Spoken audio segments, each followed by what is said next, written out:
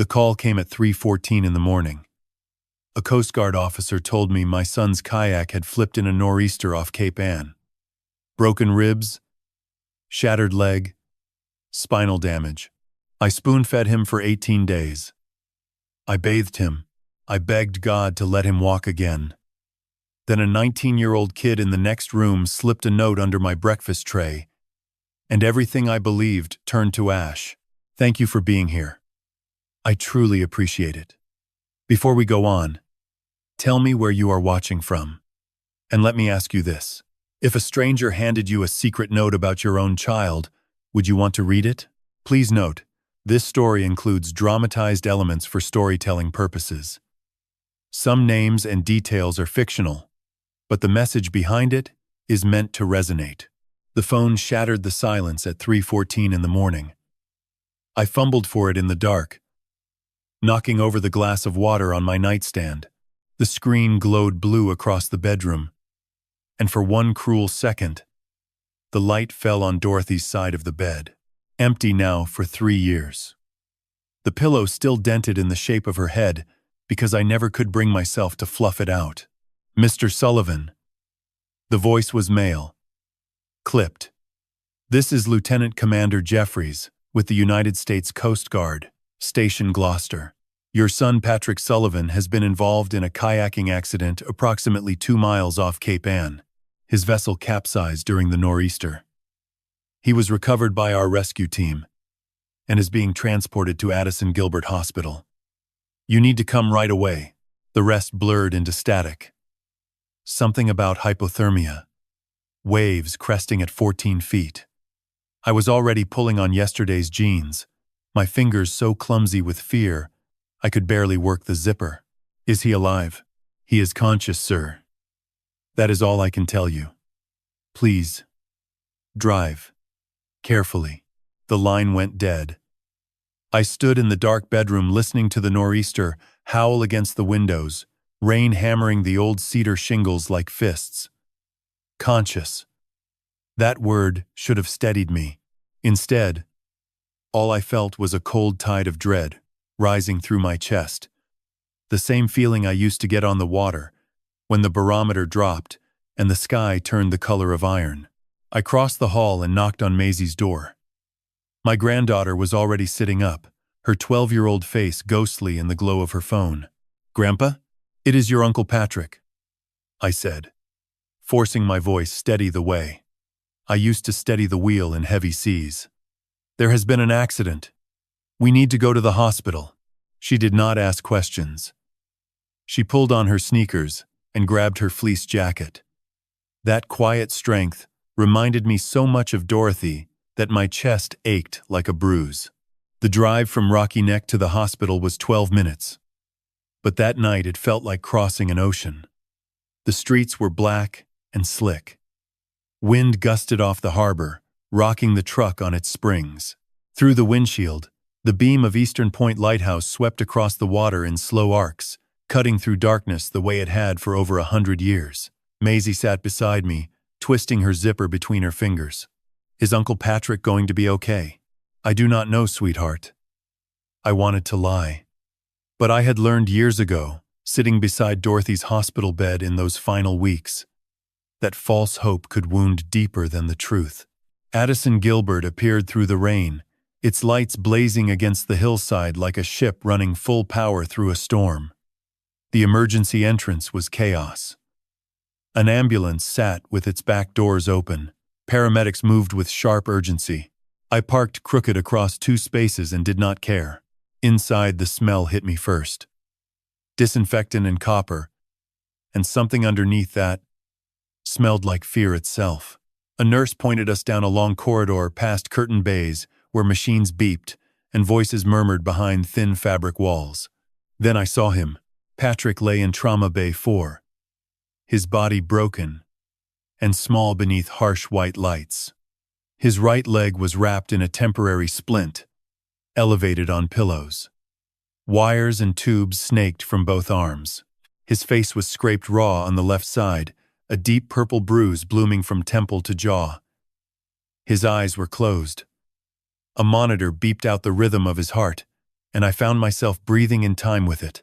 Diane, his wife, stood gripping the bed rail with both hands. Mascara streaked down her cheeks in dark rivers.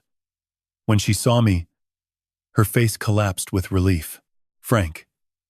Her voice cracked. They said his spine. They said he might never. Before she could finish, a man in blue scrubs stepped through the curtain.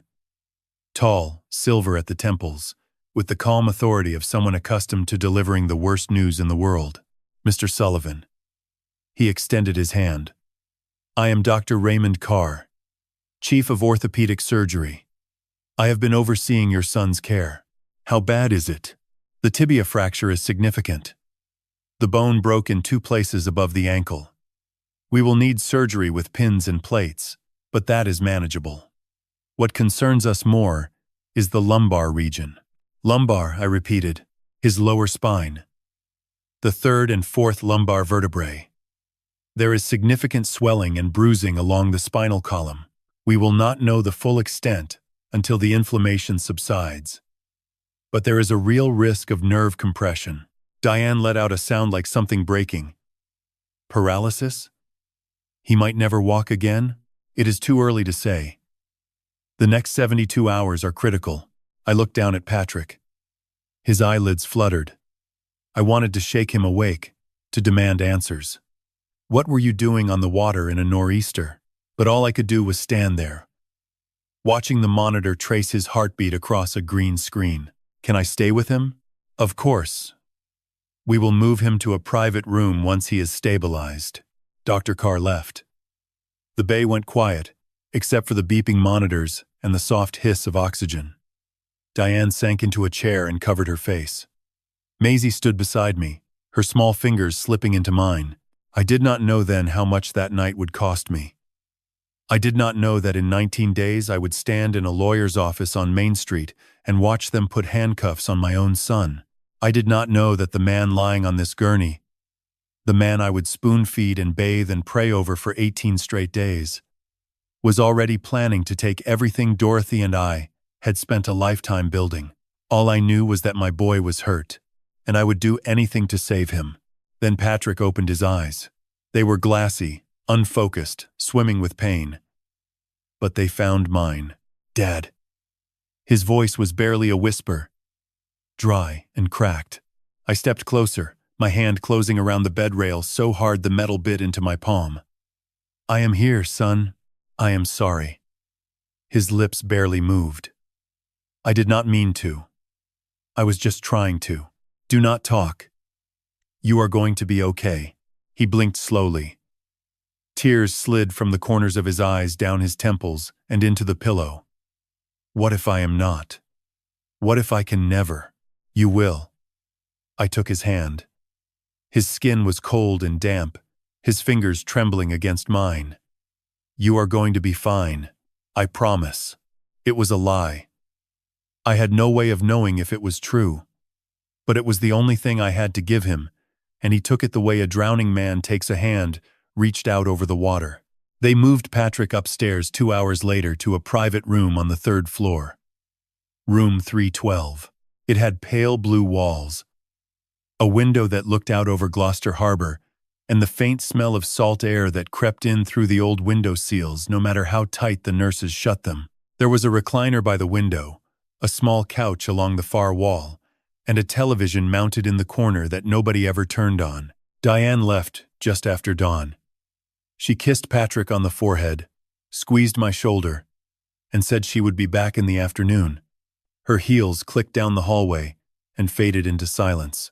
Maisie curled up on the couch beneath the window, pulling her fleece jacket over herself like a blanket. Within minutes, her breathing evened out, her face softening into the unguarded peace that only children can find in the worst of places. I sat in the recliner beside my son's bed and watched him sleep. The storm had passed. Through the window, pale gray light crept across the harbor. Fishing boats rocked gently at their moorings, their rigging clinking in the wind. I could see the Dorothy May from here, tied up at the far dock, her white hull and blue trim bright against the dark water. Dorothy and I had named her the year we bought her, 1987. and I had repainted that name on her stern every single spring since, even after Dorothy was gone. Some things you do not let fade. I thought about the last time I had sat in a hospital room like this. 3 years ago. 4th floor of this same building, holding Dorothy's hand while the Alzheimer's stole the last of her from me. She had looked at me near the end with those beautiful brown eyes and said, "Who are you?" And I had told her, "I am your husband, Dorothy. I am Frank." And she had smiled, a confused and gentle smile, and said, "You seem like a kind man." That had broken me in ways I still could not name. But this was different. Patrick was 39. Strong. He had his whole life ahead of him. He was not dying. He was hurt. Badly hurt. But he was alive. And alive meant there was still a chance. I leaned forward and rested my hand on his. "I will stay by your side," I whispered. Not just to Patrick, but to Dorothy's memory. To every promise I had ever made, and every one I had failed to keep. No matter what happens. Outside, the harbor was coming to life. Lobster boats puttered out through the breakwater, trailing white wakes. Gulls wheeled and cried over the fish pier. A truck backed up to the processing plant with a beeping that carried faintly through the glass. Gloucester was waking up the way it had for 400 years, the oldest fishing port in America, going about its business, while my son lay broken in a hospital bed. Maisie stirred on the couch, murmuring something in her sleep. Patrick's monitor beeped its steady rhythm, a sound I would come to know by heart over the next 18 days. I leaned back in the recliner and closed my eyes. Exhaustion was pulling me under like a riptide. Dr. Carr's words circled in my head. Nerve compression. Paralysis. Critical. I pushed them down. Right now, Patrick was alive. He was breathing. He was here. That had to be enough. I did not know then how much that promise would cost me. I did not know that the man lying in this bed, the man I would feed and bathe and care for, with every ounce of strength left in my 66-year-old body, was already planning to destroy me. All I knew was that I loved him, and I would do anything to save him. 3 days passed, and I barely left his side. The hospital room became my world. A 12 by 14-foot box with pale blue walls, a window overlooking the harbor, and the constant hum of machines tracking my son's every breath. I learned the rhythm of the place. Shift changes at 7 in the morning and 7 at night. Meal trays arriving at 8, noon, and 6. Nurses checking vitals every 4 hours. I did not go home. Maisie brought me clean clothes and a toothbrush from the house. I slept in the recliner by the window, waking every time Patrick shifted or groaned or a monitor beeped differently than before. Mostly, I just watched him. He looked so small in that bed. Patrick had always been built like his mother, tall and lean with Dorothy's dark hair and her steady hands. But now, wrapped in white sheets with his leg elevated in a brace and his face still swollen with bruises, he seemed fragile, breakable, like something the sea had chewed up and spit back onto the rocks. I did what I could. I spooned clam chowder into his mouth when the cafeteria trays came, wiping his chin when the trembling in his hands made the spoon slip. I brought Dorothy's old porcelain bowl from home, the white one with the blue anchors around the rim that she used to fill with fish stew every Friday when the boats came in, and I heated soup in it each morning because I thought it might comfort him. I ran a warm washcloth over his face at dawn, the way Dorothy used to do when he was a boy running fevers in the winter. I helped him change into clean gowns when the night sweats came. His hands gripping my forearms so hard, his knuckles went white.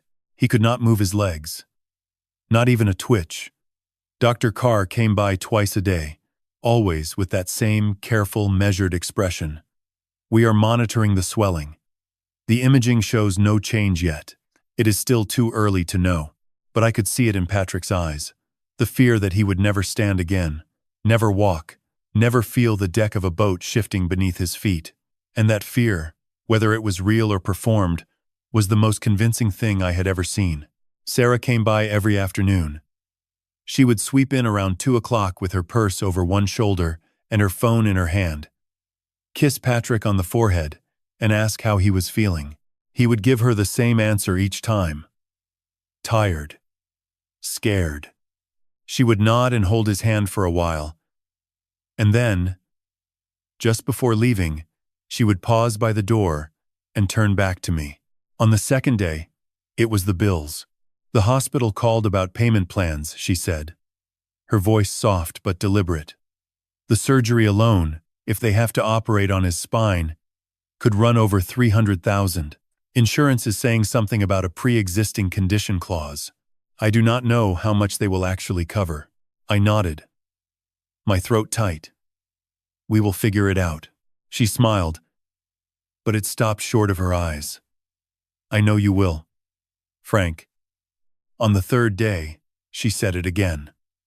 Almost the same words, the same careful tone, like a fisherman casting the same line into the same water and waiting for a bite. The billing office wants a deposit before they schedule the surgery.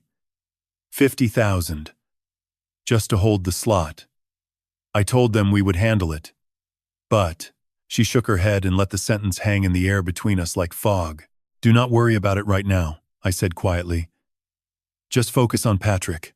She left, and I sat back down, a weight settling in my chest that had nothing to do with my son's broken bones. Maisie came by after school each day, her backpack slung over one shoulder, her face drawn with the kind of worry no 12-year-old should carry. She would sit on the couch and spread her homework across the cushions, glancing up every few minutes to check that the monitor was still beeping, that Patrick was still breathing. She never complained. She never asked to leave early. She just sat there, steady and quiet, her colored pencils moving across her sketchbook when the homework was done. She drew the harbor. She drew the Dorothy May at her mooring. She drew the lighthouse with its beams sweeping across dark water.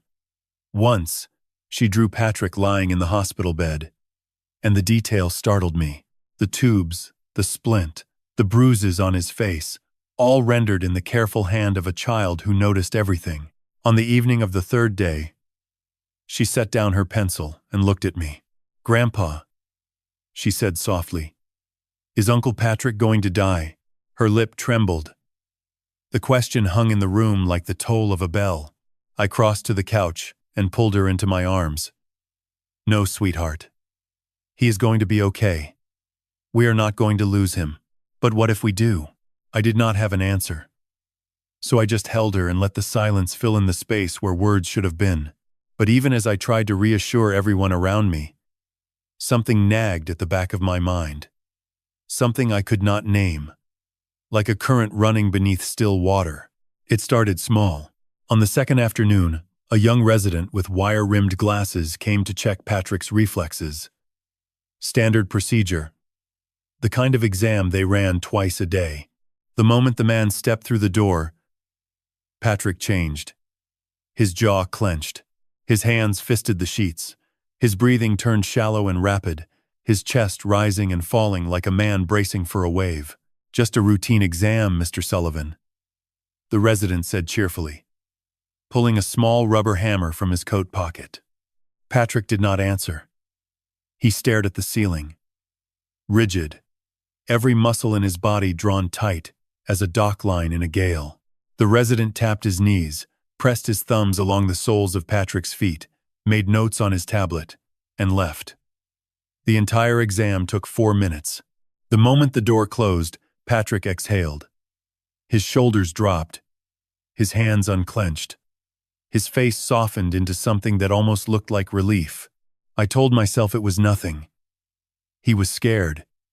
He did not like being poked and prodded. That was all. But it kept happening. Every time a nurse walked in, Patrick stiffened. Every time Dr. Carr made his rounds, Patrick answered in short, clipped sentences, his voice thin with what sounded like pain. But when it was just the two of us, alone in that pale blue room with the harbor light shifting across the walls, he was different, relaxed, almost calm, his voice steadier, his eyes clearer. Dad, he said one evening, the room dim and quiet. Thanks for staying. Of course. I am not going anywhere. He looked at me for a long moment. Something moved behind his eyes. Something I could not read. Then he closed them and turned his face toward the window.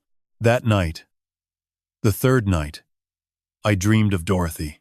We were on the Dorothy May, out past the breakwater in the deep blue water off Thatcher Island.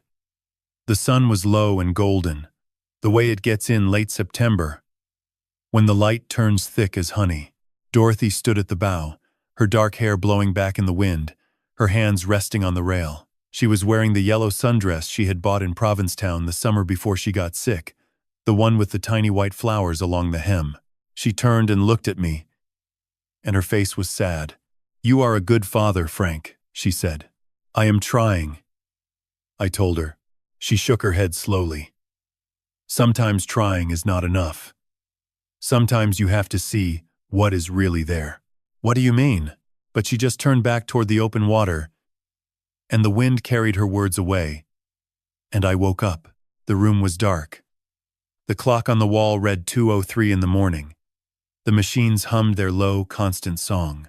City lights, harbor lights, the distant sweep of Eastern Point, all of it filtered through the window in pale, shifting patterns across the ceiling.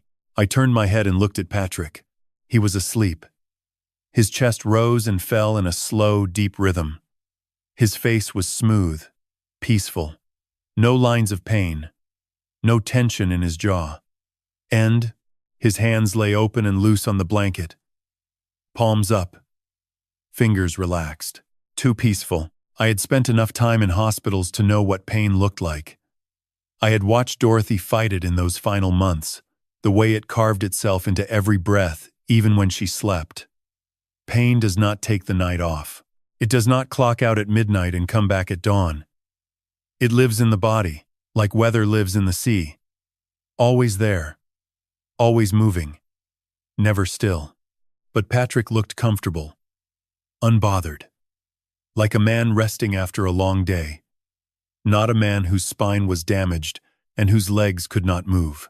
I sat up slowly, my heart beating faster. Maybe I was imagining things. Maybe the medication was that effective. Maybe exhaustion was turning me paranoid, making me see shadows where there were none. But I could not shake it. Dorothy's voice echoed in the dark, quiet and clear. "The sea does not lie, Frank. Only people do." I pressed my back against the recliner and stared at my son in the half-light. And for the first time in 3 days, I allowed myself to think the unthinkable. Something was not right. On the fourth morning, everything changed because of a 19-year-old kid named Ethan Park and a folded piece of notebook paper tucked beneath my breakfast tray. I had barely slept. After the dream about Dorothy, after watching Patrick breathe too peacefully in the dark, I had spent the rest of the night in the recliner with my eyes open, listening to the monitors beep and the wind push against the windows. By the time the pale light of dawn crept across the harbor, I felt hollowed out, like a boat with its hull scraped clean. The breakfast tray arrived at 7:45. A nurse I did not recognize, young, efficient, set it on the rolling table beside Patrick's bed and moved on without a word. Patrick was still asleep. I reached for the tray to move it closer, and that is when I felt it. Something beneath the plastic plate cover. A small, flat shape that did not belong. I lifted the cover. Scrambled eggs. Toast. A carton of orange juice. And underneath, pressed flat against the bottom of the tray, a piece of notebook paper folded in half. My fingers closed around it. The paper was warm from the tray. I glanced at Patrick. His eyes were closed, his breathing slow and steady. I unfolded it. The handwriting was young, rushed, slanting hard to the right in blue ballpoint ink. "Mr. Sullivan, your son is not what he seems. Last night at 2:40 in the morning, I saw him standing and walking through the bathroom we share between our rooms. He was on the phone laughing. No crutches, no pain." I recorded it on my phone. Room 314. Ethan. I read it once. Then again. Then a third time. My eyes tracing every letter, as if the words might rearrange themselves into something that made sense. They did not change. They sat on the page, plain and impossible. Your son is not what he seems. My breath shortened. The room tilted at its edges. I pressed the note flat against my thigh and looked at Patrick lying in that bed. His face slack, his body still, the monitors drawing their green lines across the screen. The same man I had been spoon-feeding for 4 days. The same man whose forehead I had wiped with a warm cloth every morning. The same man who had whispered, "Dad, I am sorry," with tears running down his temples. I folded the note carefully and slipped it into my wallet behind the photo of Dorothy I always kept there. Then I waited. Patrick slept until 8:30. Diane arrived at 9 and stayed until 11, talking about insurance calls and prescription costs, while Patrick lay, with his eyes half closed, nodding weakly. When Diane finally left, pressing her lips to Patrick's forehead and telling him to rest, I stood. "I need to stretch my legs," I said. "I will be right back." Patrick did not open his eyes. "Sure, Dad." I walked out of room 312, turned left down the corridor, and stopped at room 314. The door was slightly open. I knocked twice. "Come in," a voice said. Young, casual. I pushed the door open and stepped inside. Ethan Park was sitting up in bed with his left leg encased in a bright white cast elevated on 2 pillows. He was thin, dark-haired, with a bruise fading from purple to yellow across his left cheekbone. A laptop sat open on his rolling table beside a half-eaten cup of pudding. He looked up at me with sharp, serious eyes that seemed too old for his face. "You are Mr. Sullivan," he said. It was not a question. "I am." He reached for his phone on the nightstand and held it out to me. "I saw him 2 nights ago. The bathroom connects our rooms. The door on his side does not latch properly. I woke up around 2:40 to use the toilet, and the door was cracked open about 3 inches. I could see straight through into your son's room." I took the phone.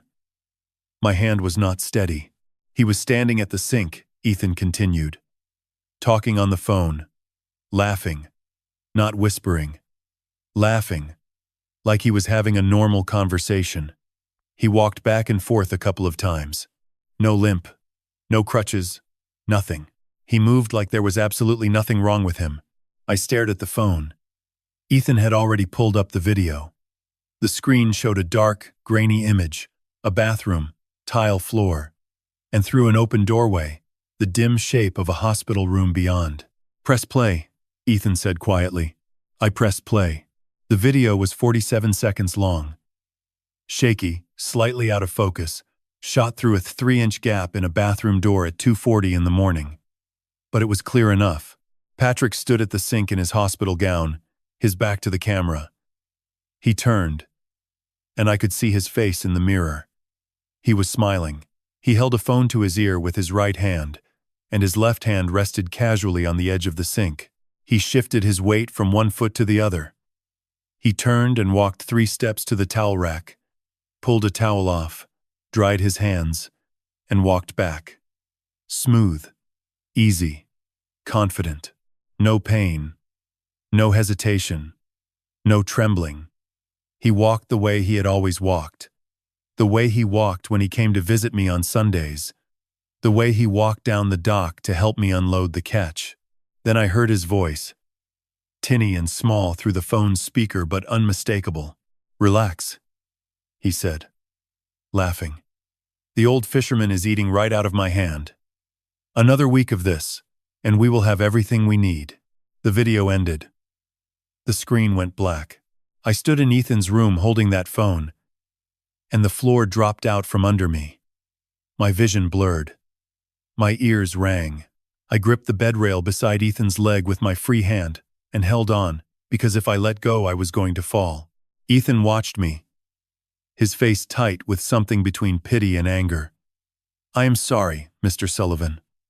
I thought about not saying anything, but my mom always told me that staying quiet when you see something wrong is the same as helping it happen. I handed the phone back. My mouth was dry. "Thank you," I said. The words came out like sandpaper. I walked back to room 312 on legs that did not feel like mine. Patrick was exactly where I had left him. Eyes closed. Face peaceful. Monitors beeping their steady rhythm. I sat down in the recliner and looked at my son. Then I stood again and walked into the bathroom. I closed the door. I locked it. I leaned over the sink and gripped the porcelain with both hands, my knuckles white, my breath coming in shallow, ragged pulls. The old fisherman is eating right out of my hand. I thought about the chowder I had spooned into his mouth, the washcloth I had pressed to his face, the promises I had whispered in the dark. You are going to be fine. I am not going anywhere. And he had looked at me with those frightened, grateful eyes and let me believe every single word. I cried. I cried the way I had not cried since the day Dorothy died. Standing over a hospital sink in the middle of the morning, with my hands clamped over my mouth so my son would not hear me through the door. The tears came hot and silent, blurring the white tile, the chrome fixtures, the face in the mirror that looked 10 years older than it had 4 days ago. When I was done, I washed my face. I dried my hands. I looked at myself in the mirror, one last time. Dorothy's voice came back to me, clear as the bell on a channel marker. The sea does not lie, Frank. Only people do. I unlocked the door, walked back into the room, and sat down beside my son. He had not moved. His breathing was slow and even. The harbor light played across the ceiling in soft blue patterns. I was done believing the lie, but I was not ready to show my hand. Not yet. I did not sleep that night. I sat in the recliner watching Patrick breathe, watching the harbor lights shift across the ceiling, replaying that 47-second video in my mind until every frame was burned into my memory. By the time the first gray light of dawn crept through the window, I had made a decision. I needed help. And there was only one person on this earth I trusted enough to ask. At 6:15 in the morning, I called Red Mahoney. Red and I went back 45 years, to when we were both young deckhands hauling nets on a trawler out of Gloucester Harbor. We had fished together through nor'easters and August calms, through broken engines and empty holds, and one terrible night in 1983 when a rogue wave rolled our boat 40 degrees and we thought we were going down. Red had grabbed my arm and pulled me back from the rail, and I had never forgotten it. That is the kind of thing that bonds men for life. He had left the fishing business in '92, joined the maritime insurance industry as an investigator, spent 25 years tracking down fraudulent claims, captains who sank their own boats for the payout, fishermen who faked injuries to collect disability. He had seen every lie the sea could produce, and he had learned to spot them the way a harbor master spots a squall line on the horizon. He was 68 now, retired, but he still kept a small office above the bait shop on Rogers Street and took the occasional case when something interested him. We met at the Crow's Nest, a narrow diner on Main Street with cracked vinyl booths and coffee strong enough to strip varnish. It had been there since before either of us was born, and it smelled the same as it always had. Fried eggs and diesel and salt. Red was already sitting in the back corner when I arrived, his silver hair combed back, his reading glasses pushed up on his forehead. He stood when he saw me and gripped my hand. "Frank, you look like you have not slept in a week. Feels like longer," I said. We sat. I ordered coffee I did not want. Then I pulled out my phone and opened the video Ethan had sent me. I had asked the kid to text it to me before I left his room, and he had done it without hesitation. "I need you to watch something," I said quietly. Red leaned forward. I pressed play. I watched his face instead of the screen. I already knew every second of that video by heart. Red's expression did not change at first. His eyes narrowed. His jaw set. When Patrick's voice came through the speaker, "The old fisherman is eating right out of my hand," Red's mouth tightened into a hard, thin line. The video ended. Red sat back and exhaled slowly through his nose. "Your son," he said. "Yes. And you have been sitting beside his bed for 4 days thinking he cannot walk." "Yes. Red was quiet for a long moment, turning his coffee cup in his hands the way he used to turn a wrench on the engine block of the Dorothy May when something was not running right. There is always a motive, Frank. With something like this, it is always money.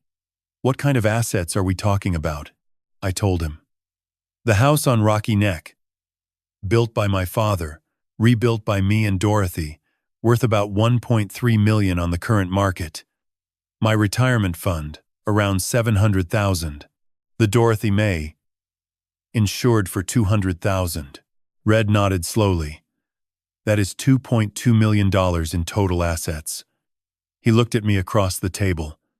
That is enough to sink a man's soul for, Frank. I have seen people wreck boats worth less. The words landed like a gaff hook in my chest.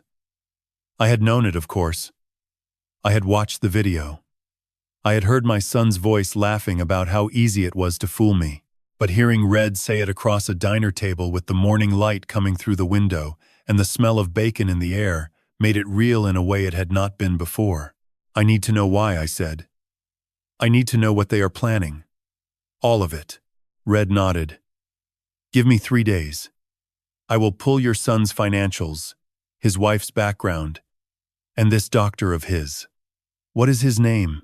Raymond Carr, Chief of Orthopedic Surgery at Addison Gilbert. Right. I will find out what is underneath all of this. But Frank, he leaned forward, his voice dropping low. If this is what I think it is, you need to be ready, because whatever comes next is going to hurt worse than what you have already seen. I am already hurt, I said. Red looked at me for a long time, the way a captain looks at the sky before deciding whether to go out or stay in. Then, he nodded. All right.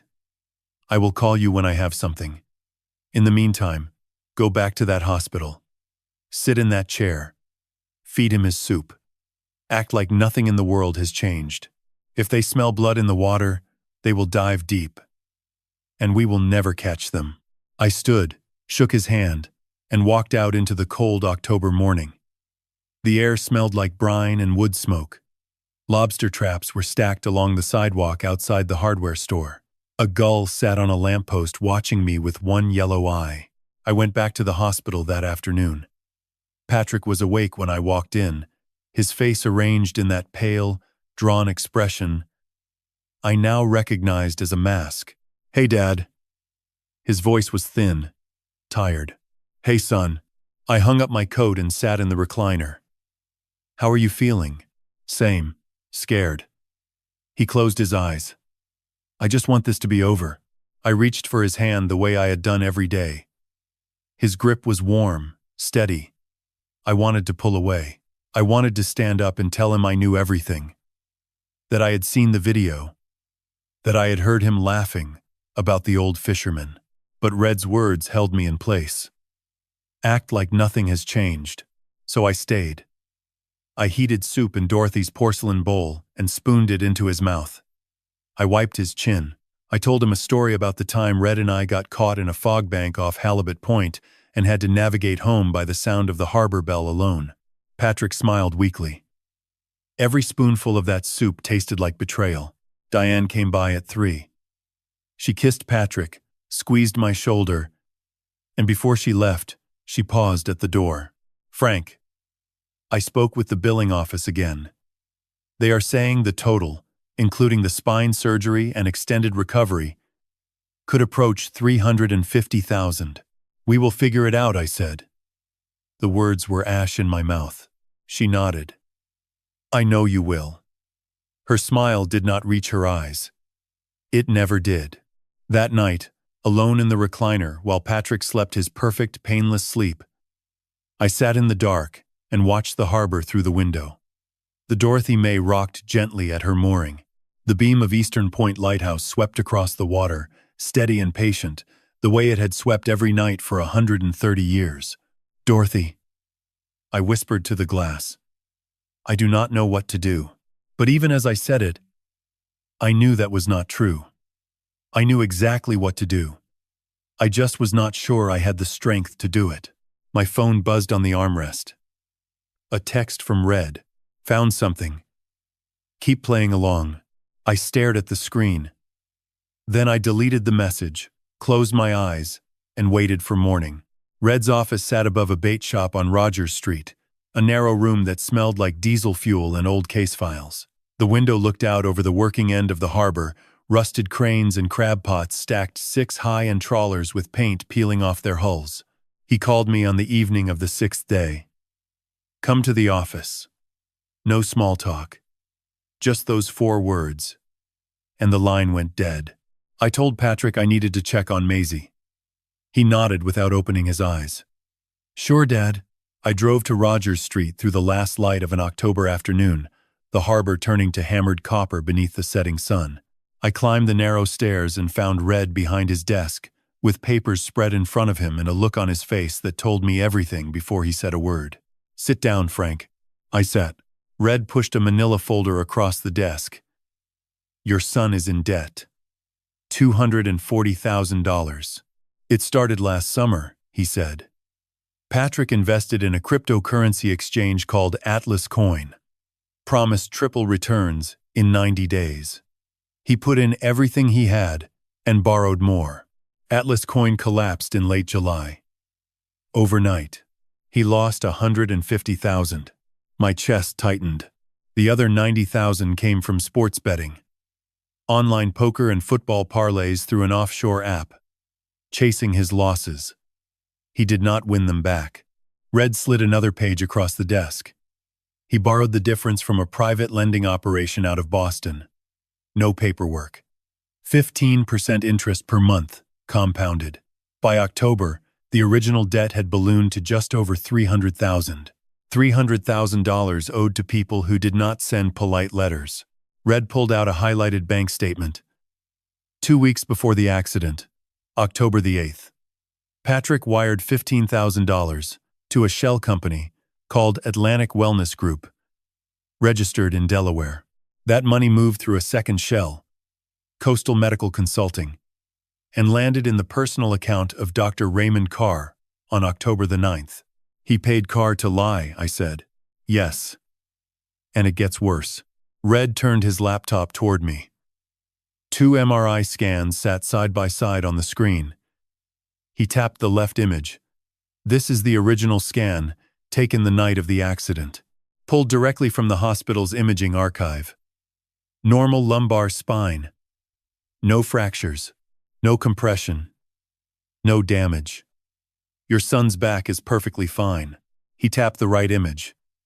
This is what Carr submitted to the hospital and the insurance company. Significant damage to L3 and L4. Herniated disc. Nerve compression. Even to my untrained eye, the difference was obvious. One spine was clean and straight. The other looked broken and wrong. The file metadata shows it was edited using image software on October the 15th, Red said. Same week, Carr received the $15,000. I hired an independent radiologist to examine both scans. His sworn affidavit confirms the second image is a forgery, signed and notarized. He slid a thick envelope across the desk. I could not speak. I just sat there staring at those 2 scans. My son's healthy spine, beside the lie someone had built around it. Red pulled out one more document. A real estate contract. I recognized the address before I read a word. 4217, Rocky Neck Avenue. 5 days ago, Red said, Patrick and Diane signed a preliminary sales agreement for your home. The buyer is listed as Coastal Heritage Realty, owned by Ryan Webb. The name rang a distant bell. Patrick's old swim team buddy. Co-captains at Gloucester High. Webb has been bankrupt twice, 2017 and 2020. Currently running a house-flipping operation out of Revere. The purchase price on this contract is $680,000. Half, I said.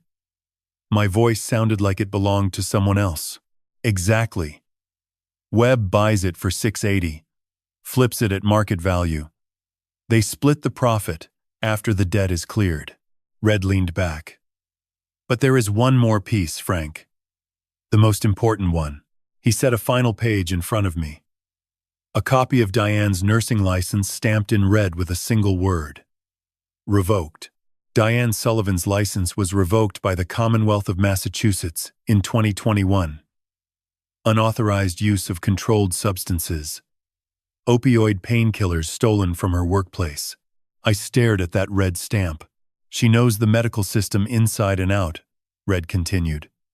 She knows how neurological exams work, how charts are filed, how to coach someone through faking a spinal injury and fooling a basic reflex test.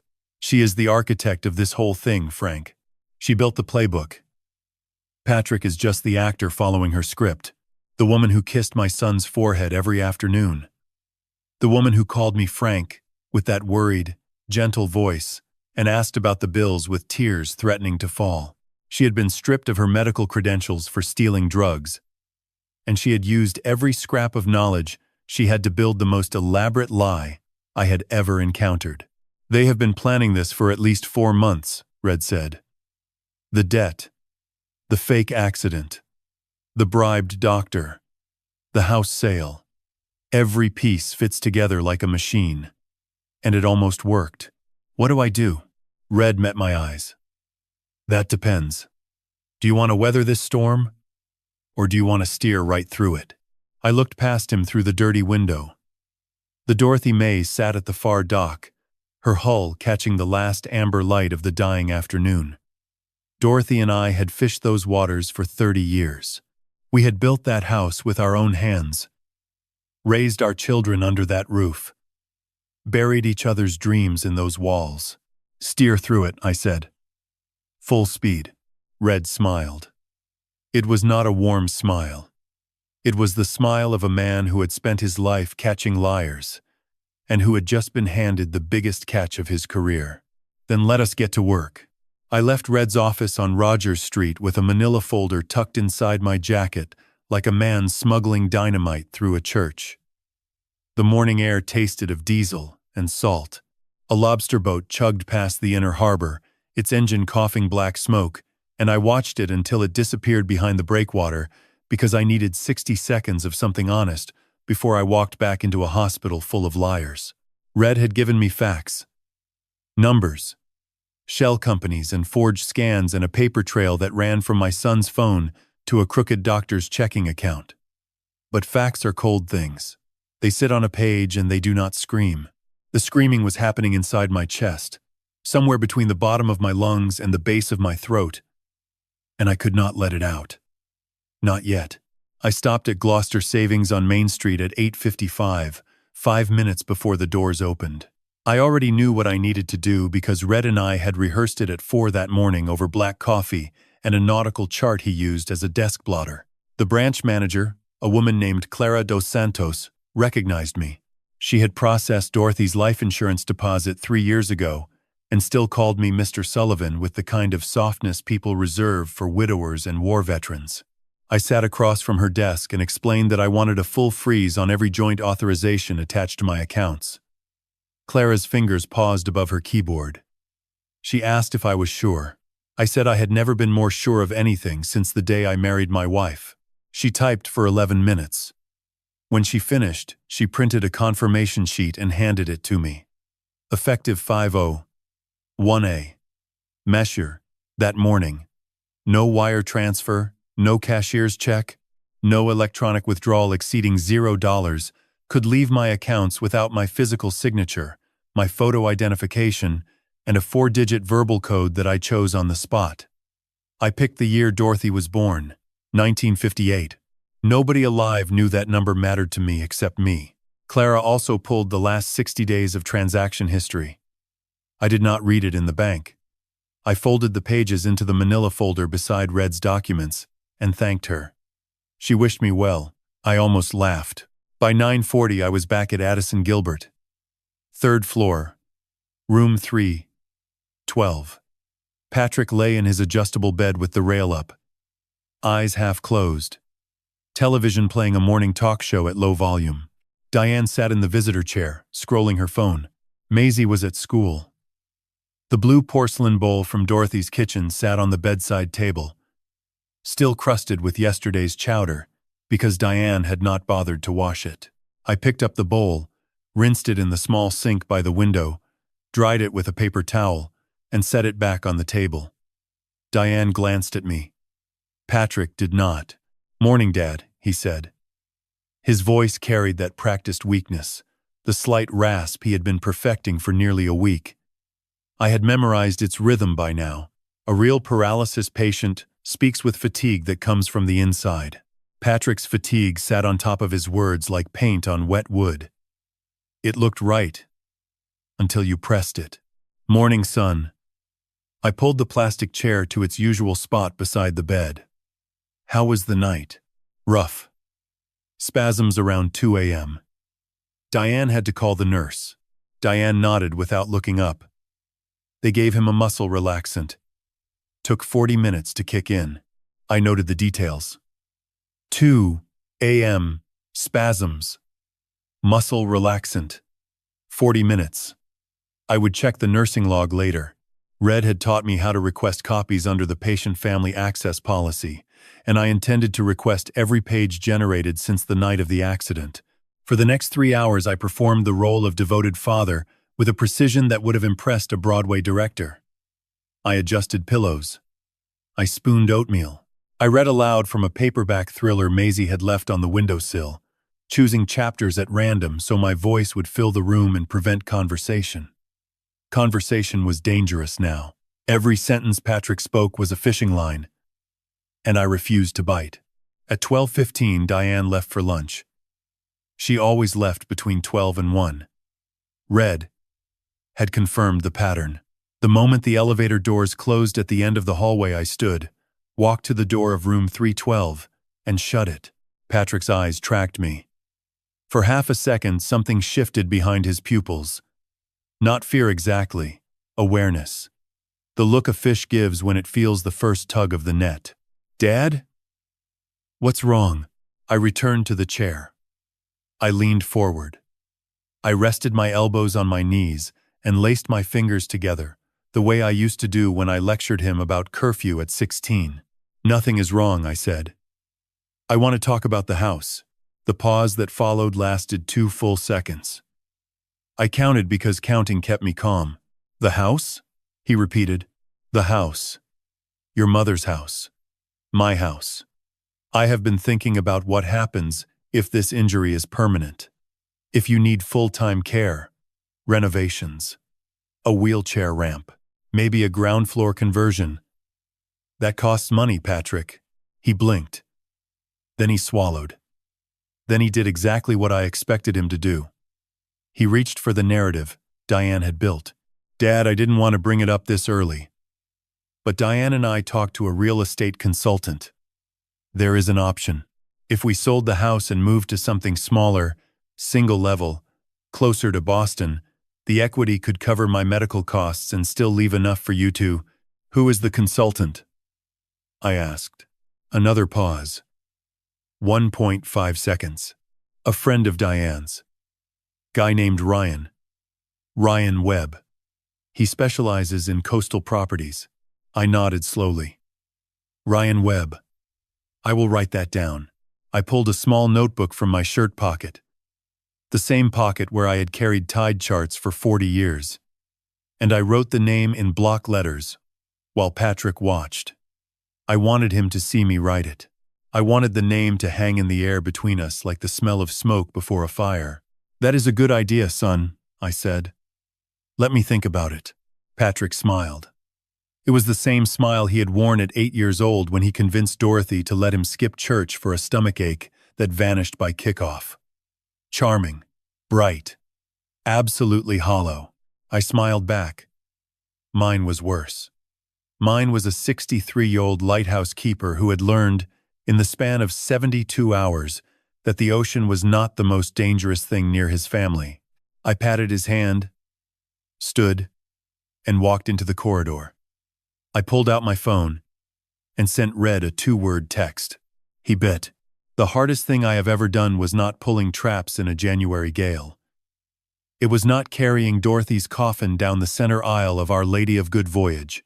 It was sitting beside my son for 4 straight days, spooning soup into his lying mouth and smiling like a man who still believed. Red called it the performance. He said I needed to give Patrick and Diane enough rope to hang themselves, and the only way to do that was to keep feeding them trust. So I fed them. I fed them oatmeal at 8. I fed them chowder at noon. I fed them pot roast from the diner on Main Street at 6. And between every meal, I fed them the most expensive thing I owned: hope. On the morning of day 8, I brought a legal pad to the hospital and asked Patrick to help me list the renovations the house would need if we decided to keep it. I watched his face tighten. Keeping the house was not part of his script. He recovered in 2 seconds, which told me Diane had coached him on contingencies. Dad, renovations could run $150,000, maybe more. The foundation alone. I know, I said. Just humor me. Let's see the numbers. We spent an hour writing figures that meant nothing. I wrote slowly. I asked questions about contractors. I mispronounced words like load-bearing on purpose, so he would feel smarter than me. Every time he corrected me, a little more confidence crept into his voice, and his paralysis act slipped half a degree. His left hand gestured too freely. His shoulders rolled when he shifted against the pillow. A man with genuine L3, L4 nerve compression does not roll his shoulders like a swimmer stretching before a race. I noted it. I said nothing. On day 9, Diane brought paperwork. She set a blue folder on the bedside table while I was refilling Patrick's water pitcher at the sink. I saw the Coastal Heritage Realty logo through the translucent cover. She slid it toward Patrick, and he slid it under his blanket in a motion so practiced it must have been rehearsed. I turned from the sink, smiled, and asked if anyone wanted coffee. Diane said yes. Black, 1 sugar. I walked to the cafeteria on the first floor, bought 3 cups, and used the 4 minutes alone to text Red. Blue folder. Coastal Heritage. Under his blanket now. Red replied in 9 seconds. Don't touch it. Let them present it to you. We need their words on the record. I carried the coffee back, handed Diane her cup, set Patrick's on the tray table with a straw, because a paralyzed man should not be able to grip a paper cup, and sat down. The folder stayed under the blanket for the rest of the afternoon. I could see its rectangular outline pressing against the cotton like a tumor visible beneath skin. That evening, Maisie came after school. She brought a drawing she had made in art class, a colored Epinsul lighthouse with a yellow beam cutting across a purple sky. She taped it to the wall beside Patrick's bed and kissed his forehead. Patrick thanked her. His voice cracked, and for one terrible moment, I wondered if the crack was real. If somewhere beneath the scheme and the debt and the shell companies there was still a version of my son who loved his daughter without a price tag. Then Maisie went to the vending machine down the hall, and Patrick turned to Diane and whispered, "Did you talk to Webb about the inspection timeline?" Diane nodded. I was pretending to read my paperback. I heard every syllable. Day 10. Dr. Carr made his morning rounds at 7:45. He examined Patrick's legs, tapped the reflex points with a small rubber hammer, and frowned with the sincerity of a man earning $15,000 for his performance. He told me the nerve compression was not improving. He recommended we begin discussing long-term care options. I thanked him. I shook his hand. His palm was dry and soft. Fishermen do not trust dry hands. Dry hands have never pulled a rope. That afternoon I told Patrick I had been thinking about the house. I said the word sell for the first time. I let it fall out of my mouth like a stone dropping into still water, and I watched the ripples cross his face. Relief, greed, a flash of guilt that lasted less than a heartbeat. Then, the mask returned. "Are you sure, Dad?" "Not yet," I said. "But I am leaning that way. Let me talk to a few people. Ryan could walk you through the comps," Diane offered from her chair. She did not look up from her phone. Her voice was casual, the way a surgeon's hands are casual, steady from repetition rather than calm. "Maybe," I said. "Give me another day." Day 11. 2:14 in the morning. I could not sleep. The hospital hallway was dark except for the green glow of exit signs and the blue light leaking from the nurse's station. I stood at the window of room 312 and looked out at Gloucester Harbor. The Dorothy May rocked gently against the pier. Beyond her, the Annisquam lighthouse pulsed its 4-second rhythm. 4 seconds of light, 4 seconds of dark. My whole life had followed that pattern. Dorothy was the light. Her absence was the dark. And now, my son was trying to sell, the only place where both still existed. I heard a sound behind me. Low, almost inaudible. Patrick's voice, muffled by a pillow pressed against his mouth. He was on his phone. No, the next phase. He said he is leaning towards selling. One more push, and he will sign. Tell Webb to have the papers ready by Friday. I did not move. I did not breathe. I stood at that window and let the lighthouse count the seconds for me. 4 seconds of light, 4 seconds of dark. When Patrick ended the call, I waited 60 beats, then walked back to my cot and lay down. I stared at the ceiling tiles until dawn. 12 rows. 8 tiles per row. 96 tiles. I counted them twice because counting was the only thing keeping my fists at my sides and my voice inside my throat. At 6:15, I sent Red one final text before the morning shift arrived. Friday. They want me to sign Friday. We have 3 days. Red's reply came before I set the phone down. 3 days is plenty. Time to call Kowalski. Detective Anna Kowalski did not look like a woman who spent 14 years dismantling fraud rings along the North Shore. She looked like someone's aunt. Short brown hair streaked with gray, reading glasses on a beaded chain around her neck, and a navy blazer that had been ironed so many times the creases had creases. She sat across from me in a booth at the Crow's Nest Diner. The same booth where Red and I had met 6 days earlier, and she ordered a cranberry muffin and a black coffee without looking at the menu. Red sat beside her. He had arranged the meeting in 2 phone calls, one to Kowalski and one to an assistant district attorney named Michael Chen, whom he described as the only prosecutor in Essex County who returns calls before lunch. Chen was not present. He would come later. First, Kowalski needed to hear the story from me. In my own voice. With my own hands shaking around a cup of coffee that I could not bring myself to drink. I talked for 31 minutes. I started with the call at 3:14 in the morning and ended with Patrick's whispered phone conversation at 2:14 on day 11. I placed Red's manila folder on the table between us. Bank records. Shell company filings. The independent radiologist's affidavit confirming the MRI had been altered. Ethan Park's written statement and a USB drive containing the 47-second bathroom video. Transaction records showing the $15,000 payment from Atlantic Wellness Group to Coastal Medical Consulting to Dr. Raymond Carr's personal account. Kowalski did not interrupt once. She ate her muffin in small, precise bites, brushed the crumbs off the folder before opening it, and read every page with the patience of someone who understood that paper evidence convicts people more reliably than confessions. When she finished, she removed her reading glasses, folded them, and set them on the table beside her coffee cup. "Mr. Sullivan," she said, "your son is not running a small con. This is wire fraud, conspiracy to commit fraud, and depending on how the property transfer was structured, attempted grand larceny. Dr. Carr's involvement adds healthcare fraud to the pile. If Diane coached the neurological exams, she is an accessory. And if Ryan Webb knowingly agreed to purchase a property obtained through coercion, he is part of the conspiracy." She listed the charges the way a mechanic lists engine problems. No drama, no sympathy. Just components laid out on a workbench waiting to be reassembled into something the court could use. "What do you need from me?" I asked. "Time," she said. "And your cooperation.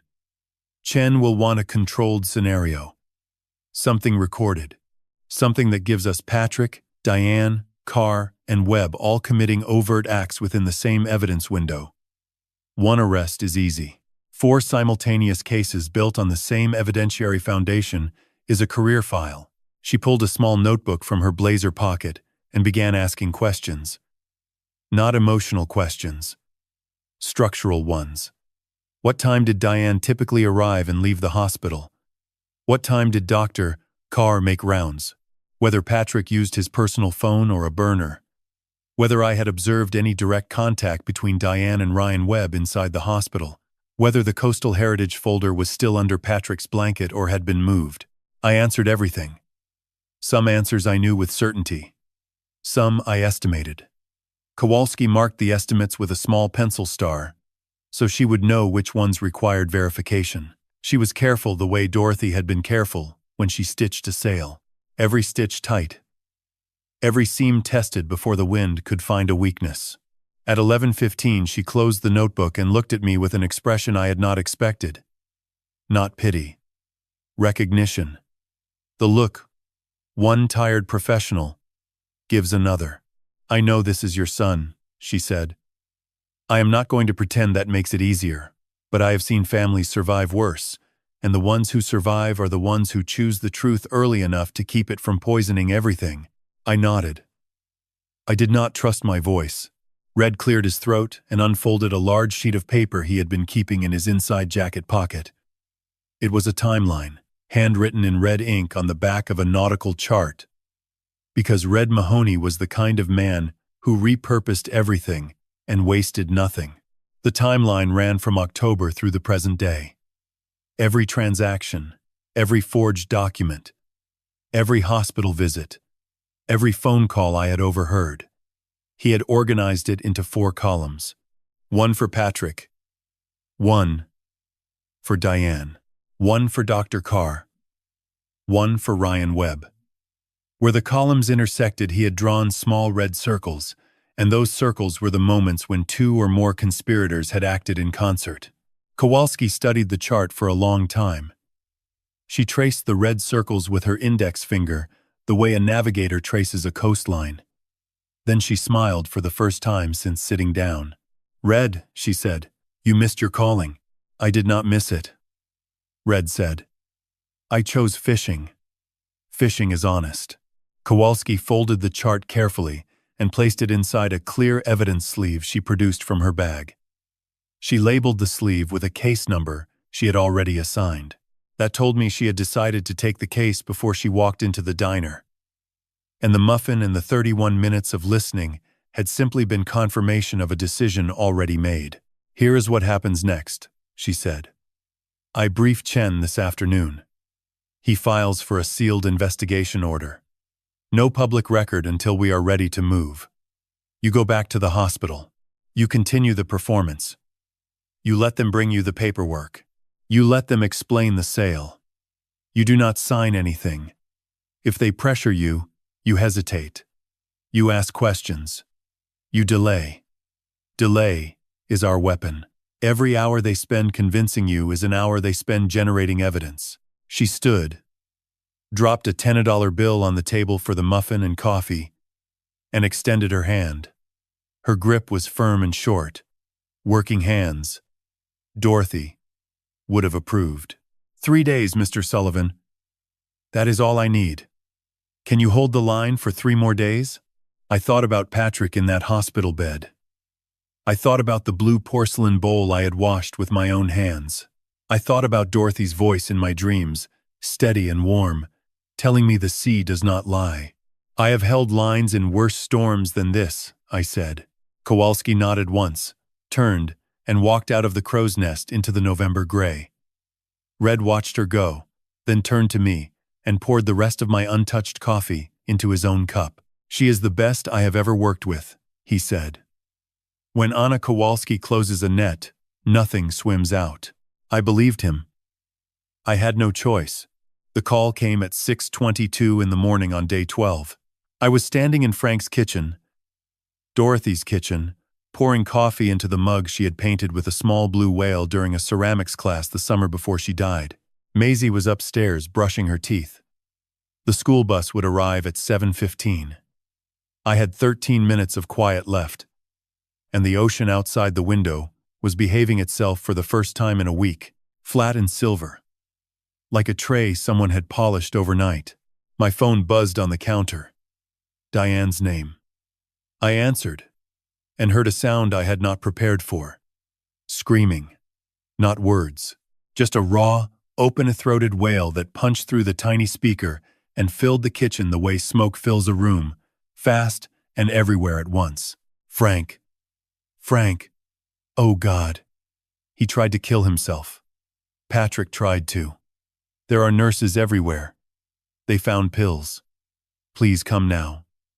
Please. She hung up before I could respond. I stood with the phone against my ear for 3 more seconds, listening to dead air, and then I set the mug on the counter very carefully, because my hands were shaking, and the mug was the last thing Dorothy had made with her own fingers. And I would not let this day break it. I drove to Addison Gilbert in 9 minutes. I parked crooked across 2 spaces and did not care. 3rd floor. The hallway outside room 312 was bright, with fluorescent urgency. 2 nurses. An orderly. Doctor. Carr standing by the door with a clipboard pressed to his chest like a shield. And Diane leaning against the wall with mascara running down both cheeks in thin black rivers. Her hands clasped in front of her mouth as if she were praying or trying to keep something inside from escaping. What happened? I said. Dr. Carr spoke first. Calm. Practiced. The same $15,000 calm he had been selling since day one. Mr. Sullivan, sometime between 4 and 5 this morning, Patrick ingested a significant number of sedative tablets. A nurse discovered him unresponsive during the 5 a.m. vitals check. We performed a gastric lavage. He is stable now. But barely. He is asking for you. I looked through the doorway. Patrick lay in the bed with his eyes half open, an IV line in each arm, a fresh monitor clipped to his index finger. His face was the color of candle wax. His lips were dry and cracked. He looked like a man who had almost died. And if I had not spent the last 11 days learning exactly how talented my son was at looking like things he was not, I might have believed it. I walked in. I sat beside him. I took his hand. It was cold and damp. That part might have been real. Sedatives, lower body temperature. Even a performance requires a stage. Dad, he whispered. I can't do this anymore. Lying here. Not feeling my legs. Knowing I'll never walk again. I wanted it to stop. His eyes filled with tears. They rolled down his temples and disappeared into the pillow. I watched them fall and wondered whether he had practiced crying in the bathroom mirror or whether the tears came naturally to a man who had spent 4 months planning the destruction of his own father. You are going to be fine, I said. I squeezed his hand. We will figure this out together. Sell the house, Dad. His voice cracked on the word house. Please. Just sell it. Use the money to move somewhere smaller, somewhere I don't have to look at the ocean every day. And remember what I used to be. I can't heal here. I need to go somewhere new. Diane found a place. A rehabilitation center near Worcester, Beacon Shores. They specialize in spinal cases, but it costs Dad. It costs so much, and the insurance won't cover a private facility. He closed his eyes. His grip on my hand tightened. The heart monitor beeped its steady mechanical rhythm, indifferent to the theater unfolding beneath it. I looked at Diane. She was standing in the doorway now, arms crossed, eyes red. She did not speak. She did not need to. Her silence was the frame around Patrick's painting. She had built this moment the way a set designer builds a scene. Every prop in place. Every light angled to produce exactly the right shadow. Beacon Shores, I repeated. How much? 9 tie-day program, Diane said. Her voice was steady now. The screaming woman from the phone call gone and replaced by someone who had rehearsed numbers. $12,000 a month, plus transportation, specialized equipment, a private aid. Total estimate around $65,000 for the first phase. $65,000. The exact number Red had flagged 2 days ago. A wire transfer request for $65,000 had been drafted on a Coastal Heritage Realty letterhead and saved as a PDF on a cloud server linked to Diane's email. Red had found it buried in metadata attached to the Real Estate folder. The number was not a medical estimate. It was the down payment Ryan Webb needed to secure a construction loan for the house flip. I almost admired the architecture of the lie. A fake suicide to create emotional pressure. A rehabilitation center to justify the expense. A number that matched a real estate transaction disguised as a medical cost. Every piece fit. Every joint was glued. But glue does not hold in salt water. Any fisherman knows that. Let me think, I said. Give me until tomorrow. Patrick nodded weakly. Diane exhaled. Dr. Carr made a note on his clipboard and left the room. The performance was complete. The curtain fell. The audience of one sat in his plastic chair and stared at the flat silver ocean through the window and thought about the word tomorrow and how much destruction could be packed into the space between now and then. At 1:15, while Patrick slept and Diane sat in the cafeteria scrolling her phone, I stepped into the stairwell and called Red. Suicide attempt, I said. Staged. Sedatives. They want $65,000 for a place called Beacon Shores near Worcester. Red was quiet for 4 seconds. Then he said, Beacon Shores is not a rehabilitation center, Frank. It is a 3-bedroom rental property on Beacon Street in Worcester, owned by a limited liability company called, you want to guess? Coastal Heritage. Coastal Heritage Realty LLC. Registered in Delaware. Same shell. Same people. I leaned against the stairwell wall and closed my eyes. The concrete was cold against my back. Somewhere below me, a door opened and closed, and footsteps echoed down and faded to nothing. Call Kowalski, I said. Tell her they moved the timeline up. They want an answer tomorrow. Already dialing, Red said. And the line went dead. I told Patrick I needed one day. I used it to drive to Worcester. Red offered to come. I told him no. Kowalski offered to send a plainclothes officer. I told her no. Some things a man needs to see with his own eyes before he can look a judge in the face and swear on a Bible that he is telling the truth. I needed to stand inside the lie. I needed to smell it. The drive from Gloucester to Worcester takes 90 minutes on a good day. That morning the pike was clear, and the sky was the kind of November gray that makes everything beneath it look like a photograph someone forgot to develop. I drove Dorothy's old Subaru because the truck was too loud for thinking, and I needed to think. I had not slept more than 3 hours since day 11. My eyes burned. My lower back ached from 12 nights on a hospital cot.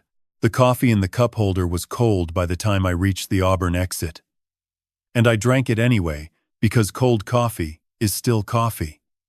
And I had not yet earned the right to complain about discomfort. Beacon Street in Worcester is a residential road lined with triple-deckers and chain-link fences and trees that had already surrendered their leaves to October. Number 47 sat on the left side. A 3-bedroom vinyl-sided house painted the color of old mustard. The front porch sagged in the middle. A recycling bin lay on its side near the mailbox. The lawn had not been mowed since August. I parked across the street and sat in the car for 6 minutes. I took 3 photographs through the windshield with my phone. Then I got out, crossed the street, and walked up the driveway like a man who belonged there. Red had taught me that. Walk like you belong, and most people will assume you do. The side gate was unlocked. I followed a cracked concrete path to the backyard. A rusted swing set stood in the far corner, its chains hanging like dead arms. A sliding glass door led into the kitchen. The glass was dirty, but I could see through it. Empty countertops. No appliances. No curtains. A single folding chair in the middle of the room. This was not a rehabilitation center. This was not a place where anyone would learn to walk again. This was a storage unit with plumbing. I took 4 more photographs. I walked back to the front of the house and checked the mailbox. Inside, I found 3 pieces of mail. 2 were junk, addressed to current resident. The third was a property tax notice addressed to Coastal Heritage Realty LLC, care of Nathan Cross, registered agent, with a return address in Wilmington, Delaware. I photographed the envelope front and back, replaced all 3 pieces, and closed the mailbox. Nathan Cross. A new name. I sent the photograph to Red before I reached the car. His reply came in 40 seconds. Nathan Cross is Ryan Webb's college roommate. URI. Class of 2009. Currently works as a paralegal at a title company in Providence. He is the registered agent for all 3 coastal heritage shell entities. 3 shell entities. The conspiracy had more layers than I had assumed, and every layer I peeled revealed another name, another address, another lie stacked on the one below it, like bricks in a wall built specifically to keep me out. I sat in the car and stared at the mustard-colored house. A woman walked past on the sidewalk pushing a stroller. A dog barked from a porch, 2 houses down. Normal life flowing around a building that existed for no purpose except to disguise theft as compassion. $65,000. That was the price my son had assigned to my love for him. Not the value of the house. Not the value of the boat or the retirement accounts. The value of a father's willingness to do anything to help his child recover. They had quantified my grief and printed it on a letterhead. I started the engine and pulled away from the curb. I was halfway to the Pike on-ramp when my phone rang. It was Maisie. She was calling from the school office because the secretary let her use the phone on Wednesdays during lunch. "Grandpa, are you coming to the hospital tonight?" "Yes, sweetheart. After dinner. Can you bring the compass? The brass one from the shelf in the living room? I want to show Ethan. He said he's never seen a real one." Ethan Park. Room 314. The 19-year-old who had started everything with a folded note and a 47-second video. Maisie had been visiting him between homework sessions in the hospital waiting room. She brought him candy bars. He taught her card tricks. A friendship built in the margins of a catastrophe. "I will bring it," I said. "Promise?" "Promise." She hung up. I drove east toward the ocean with the compass request sitting in my chest like a small warm coal in a room full of ice. Maisie did not know what was happening. She did not know her father was a thief. Her mother was an architect of fraud, and her grandfather was building a legal trap designed to put both of them in federal custody. She knew only that a boy in room 314 liked card tricks and had never held a brass compass, and she wanted to fix that. I called Kowalski from the road. I gave her the address, the photographs, the tax notice, and the name, Nathan Cross. She listened without interruption. When I finished, she said 3 sentences that I wrote on the back of a gas receipt at the next red light. "Cross is the missing link between Webb and the property. I am adding him to the sealed complaint. Frank, do not go back to that house." I did not intend to. I had seen enough. The mustard paint was already fading in my memory, replaced by something sharper. The image of my granddaughter sitting on a hospital floor teaching a stranger's kid how to shuffle cards while her own parents sharpened knives behind the curtain. At 4:15 I walked into the house on Lighthouse Road. I took the brass compass from the shelf above the fireplace. Dorothy had given it to me on our 20th anniversary. The inscription on the inside lid read, "You are my true north. D." I polished it with a soft cloth, placed it in a felt pouch, and set it beside my keys for the evening drive to the hospital. Some instruments point toward danger, others point toward home. That evening, I needed it to do both. I returned to the hospital that evening with the brass compass in my jacket pocket and a face I had rehearsed in the rearview mirror for the last 20 minutes of the drive. Tired, beaten, ready to surrender. I needed Patrick and Diane to believe that the suicide performance had broken the last plank of my resistance, that I was a ship taking water and looking for any harbor willing to take me in. Patrick was sitting up when I entered room 312. More color in his cheeks than yesterday. Remarkable recovery for a man who had supposedly swallowed enough sedatives to stop his heart 16 hours earlier. Diane stood by the window, arms folded, watching me the way a card player watches the last hand of the night. "I drove to Worcester today," I said. I let the words fall flat. No anger, no accusation. Just a tired old man reporting a road trip. I wanted to see the facility. Diane's eyes tightened 1/4 of a millimeter. Patrick's breathing changed. I heard it. 12 days of sleeping 3 feet from his bed had taught me the difference between his resting breath and his calculating breath. This was the calculating one. "And?" Patrick asked. "It is small," I said, "but clean. Quiet neighborhood. If the doctors there can help you, I do not care what it looks like." Relief moved across his face like a shadow crossing water. Diane uncrossed her arms. "I will sell the house," I said. 3 words. 5 syllables. I delivered them the way a fisherman delivers a catch to the dock. Heavy. Final. Without ceremony. Patrick closed his eyes and whispered, "Thank you, Dad." Diane turned toward the window, and I saw her reflection in the glass. She was smiling. Not a warm smile. A mechanical one. The smile of a woman watching numbers, a line on a spreadsheet. "Diane, call your friend. Ryan. Tell him I am ready to talk." "I will call him tonight," she said. I nodded, patted Patrick's shoulder, and walked out of the room. In the hallway, I leaned against the wall and pressed my palms against my eyes until I saw white sparks behind the lids. I had just told my son I would sell the home where his mother had died, where her wind chime still sang on the porch, where her garden still bloomed every April because I maintained it on my knees with my own hands. I had said it as a lie, and the lie tasted worse than the truth would have. I texted Kowalski. I told them yes. "They are calling Webb tonight." Her reply was immediate. "Good. Chen has the sealed order. We are recording all calls from Patrick's phone starting midnight. Do nothing. Say nothing. Let them build." The next 48 hours were the longest of my life. Day 14.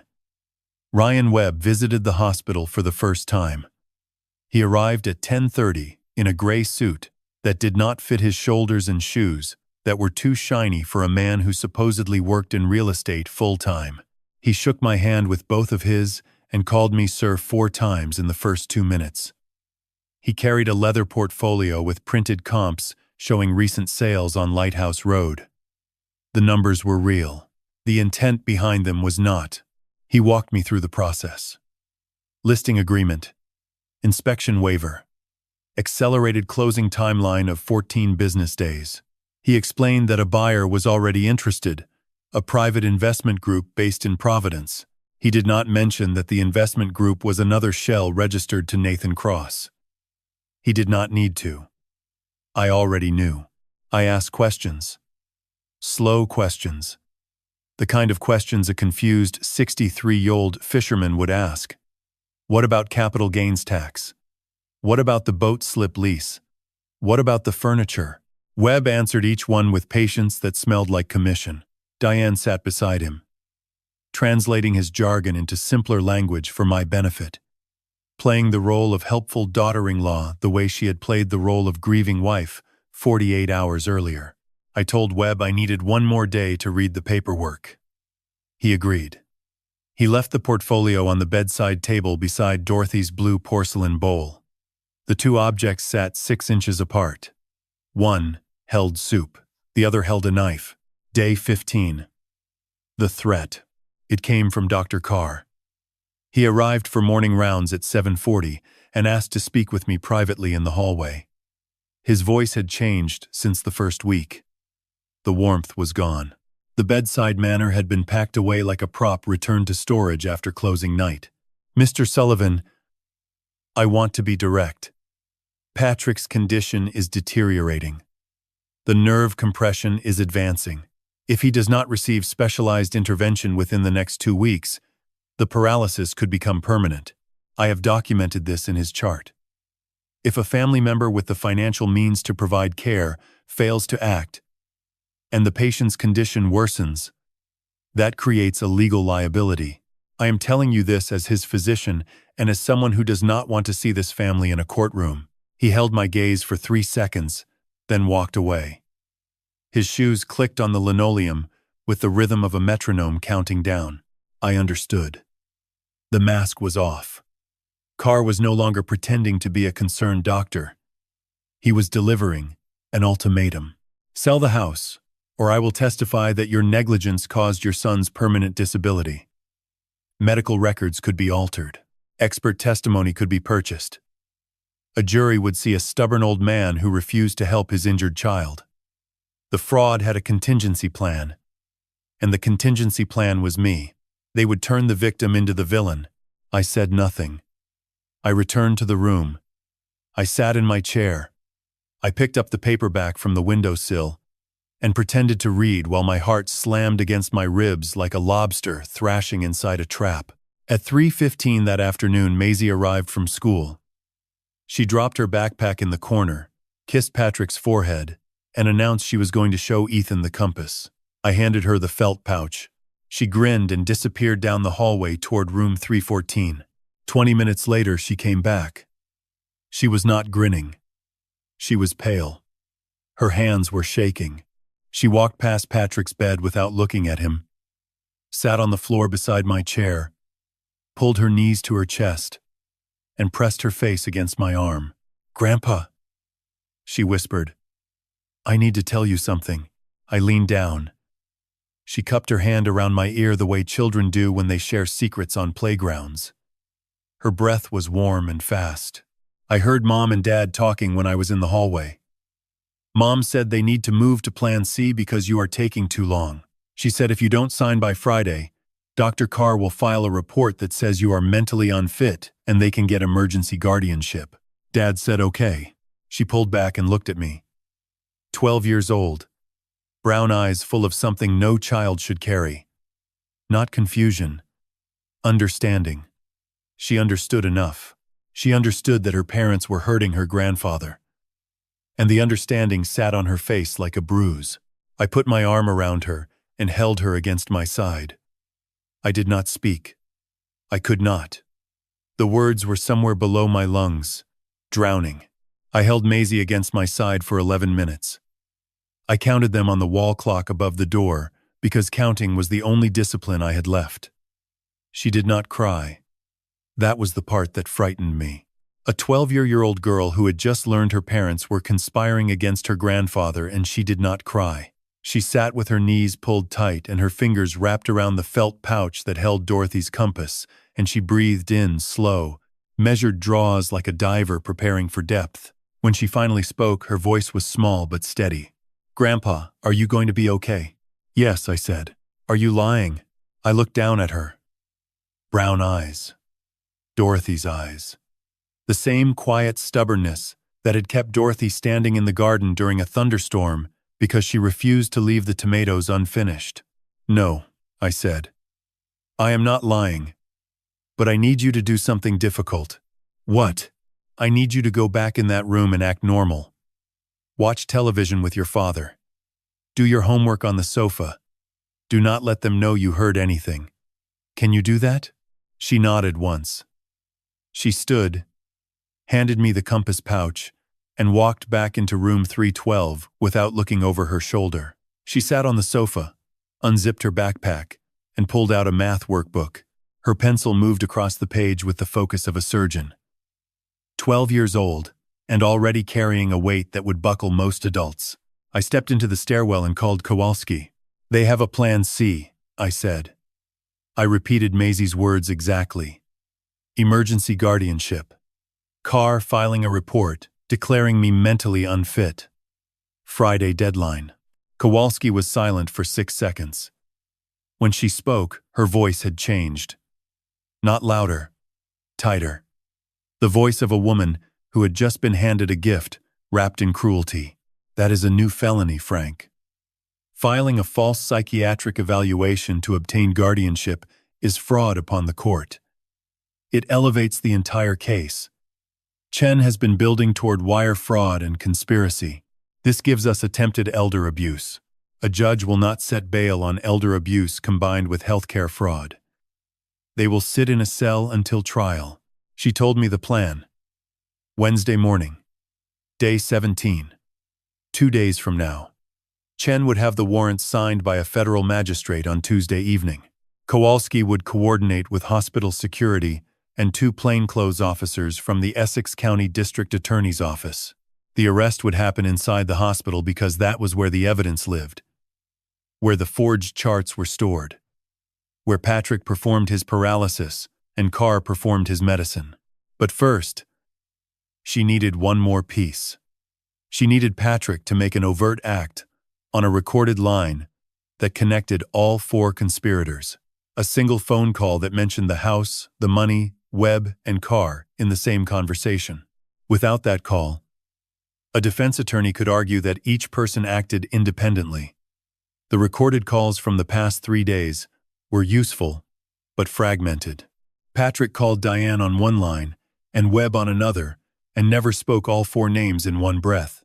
"Can you create a reason for him to make that call?" Kowalski asked. I thought for 30 seconds. Then I told her what I would do. Tuesday evening, day 16. I sat beside Patrick's bed at 6:45. Diane had left at 6. Maisie was at home with Red's wife, Margaret, who had agreed to watch her without asking questions because Margaret Mahoney was married to a man who spent his life surrounded by questions and had learned that sometimes the kindest thing was silence. Patrick was watching a basketball game on the wall-mounted television.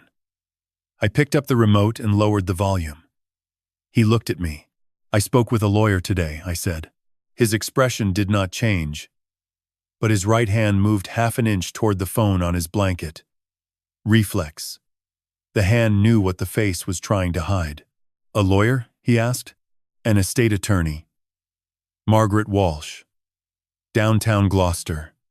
She told me that if I sell the house, the capital gains tax alone could take $140,000. She suggested a different structure, a family trust. Transfer the property into a trust with you and Maisie as beneficiaries. That way the house stays in the family. The tax exposure drops to almost nothing, and we can use a home equity line to pay for Beacon Shores." I paused. I watched his jaw tighten. A family trust was the opposite of what he needed. A trust meant the house could not be sold without the trustee's approval. It meant control stayed with me. It meant Ryan Webb's 14-day closing timeline was dead. "Dad, I don't think a trust makes sense right now. The medical costs are immediate. A trust takes months to establish. We don't have months." Margaret said she could expedite. 2 weeks. 2 weeks is too long. Carr said the nerve damage could become permanent within. I know what Carr said. I let an edge of irritation. Controlled. Measured. The irritation of a man who was trying to help and felt pushed. "I am trying to find a way to keep your mother's house and still get you the care you need. Work with me, son." He stared at me for 4 seconds. Then he picked up his phone. "Let me call Diane and Ryan. They understand the financial side better than I do. Maybe there is a way to make both work." I stood. "I will get coffee," I said. "Take your time." I walked to the hallway and closed the door behind me. I did not go to the cafeteria. I stood 6 feet from the door and waited.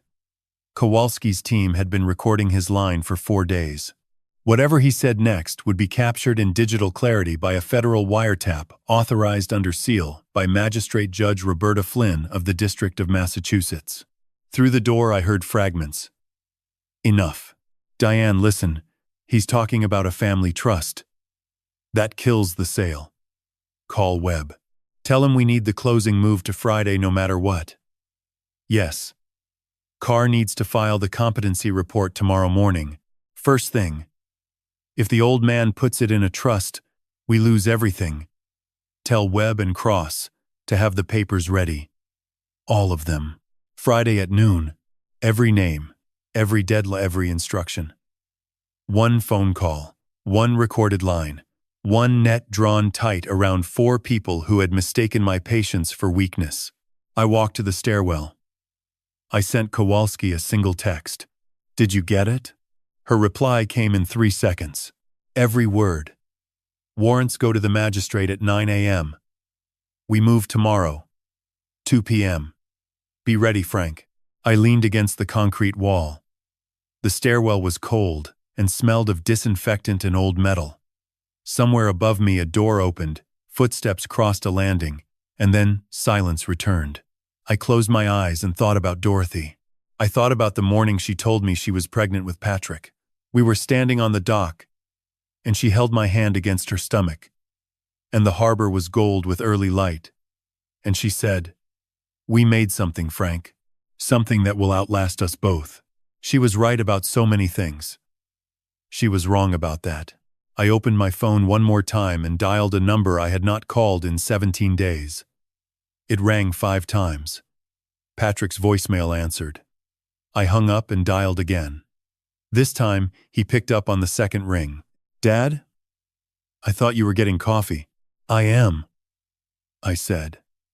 "I just wanted to hear your voice." Silence. 2 seconds. 3. "I love you, Dad." "I know," I said. And I hung up before he could hear the sound that finally broke through the wall I had built inside my chest 17 days ago. Not a sob. Something quieter. The sound a lighthouse makes when the bulb burns out and the dark rushes in from every direction at once. I did not sleep the night before the arrest. I lay on the hospital cot in room 312 and listened to my son breathe. Each inhale was steady and even.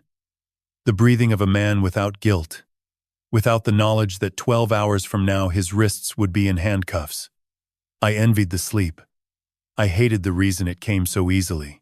At 5:30 I rose, folded the blanket Dorothy had quilted the winter before she died, and placed it on the cot with the corners aligned the way she had taught me.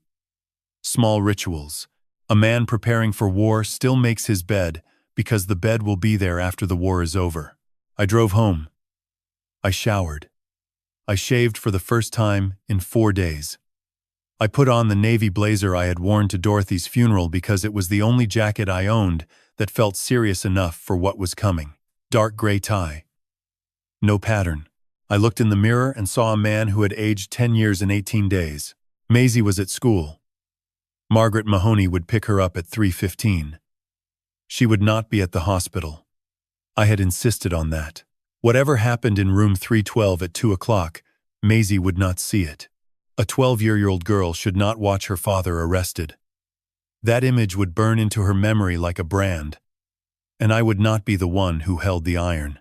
I arrived at Addison Gilbert at 1:30. The third-floor hallway was quiet. Shift change had happened at 1. I nodded to Ruth Pereira, the charge nurse, who had been kind to me since the first night. She smiled. She did not know. Patrick was sitting up, scrolling his phone. Diane was in the visitor chair with the leather portfolio open on her lap. The blue folder. The listing agreement. The inspection waiver. Everything Webb had prepared. Everything ready for my signature. "Dad," Patrick said. "You look sharp." "No occasion," I said. I just felt like wearing a tie. I sat. I placed my hands on my knees. 1:37. 23 minutes. Diane closed the portfolio. "Frank, Ryan confirmed the buyer is ready. If you sign today, we can close by the 1st of December. I nodded. "Before I sign, I want to ask Patrick one question." The room contracted. The air thickened the way air thickens before a squall. When the barometer drops and the gulls go silent and every fisherman on the water knows something is coming. "Ask," Patrick said. I leaned forward, elbows on my knees, fingers laced. The same posture I had used when he was 16, and I caught him stealing 20s from Dorothy's purse. "Do you love me, Patrick?" The question landed like a stone dropped into a well. Patrick blinked. His fingers stopped moving on the phone. "Of course I love you, Dad." "Then stand up." Silence. The heart monitor beeped. The ventilation system hummed. Outside the window, a gull screamed once and went quiet. Diane's hand tightened on the portfolio. "Dad, I can't. You know I can't." "Stand up, Patrick. Stand up and walk to me and put your arms around me. Because if you love me, you will stop this right now. You will stop it before they come through that door." His eyes changed. The mirror cracked. Behind it, I saw fear. Real fear. The first genuine emotion I had seen on his face in 18 days. "What door?" "Dad, what are you?" The door behind you. The one that is going to open in about 90 seconds. Diane stood. The portfolio fell. Papers fanned across the linoleum like leaves blown from a dead tree. Patrick threw the blanket aside. In one fluid motion. No hesitation. No wince. He swung both legs over the side of the bed, planted his feet on the floor, and stood. Full weight. Both legs. The man who had not walked in 18 days was standing as if he had never stopped. Dad. Listen to me. The door opened. Detective Anna Kowalski entered first. Badge on her belt. 2 plainclothes officers behind her. One at the window, one beside the bathroom door. Kowalski's reading glasses were gone. Her eyes carried the weight of every page she had read, every recording she had reviewed, every red circle on Red Mahoney's nautical chart. Patrick Sullivan. You are under arrest for wire fraud, conspiracy to commit fraud, and attempted elder abuse. You have the right to remain silent. Anything you say can and will be used against you in a court of law. You have the right to an attorney. If you cannot afford one will be appointed for you. Patrick stood barefoot beside the bed, both legs working perfectly, and stared at me with an expression I will carry to my grave. Not anger. Bewilderment. The bewilderment of a man who had spent 4 months building a machine and could not understand why it had exploded in his hands. Diane Sullivan. You are under arrest for conspiracy to commit fraud and accessory to attempted elder abuse. Diane sat back in the chair and covered her face with both hands. Her shoulders shook. One officer cuffed Patrick's wrists behind his back.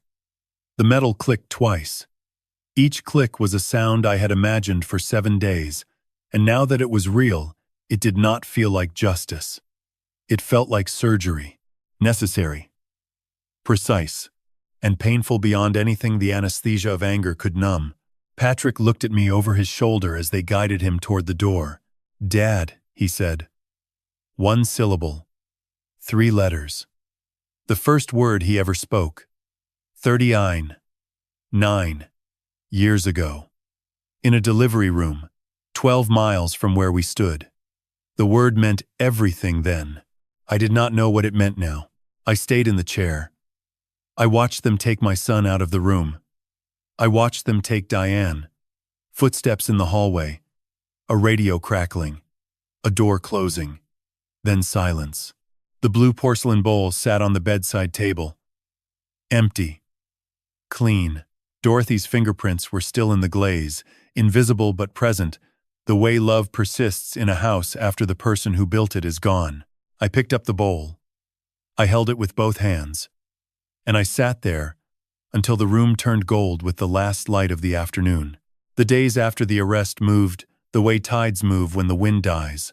Slow, heavy, without direction.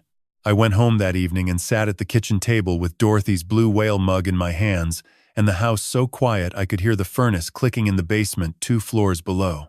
The wind chimes on the porch sang a 3-note phrase over and over, and I let them because Dorothy had hung them there, and stopping them would have felt like stopping her voice. Maisie came downstairs at 7. Margaret Mahoney had fed her pasta and told her that her father was in the hospital and there had been a problem, and Grandpa would explain when he was ready. Margaret was a good woman. She had given Maisie enough truth to hold and not enough to break. I sat Maisie at the table across from me. I told her that her father and her mother had done something wrong. I told her they had lied about Patrick's injury to take money that did not belong to them.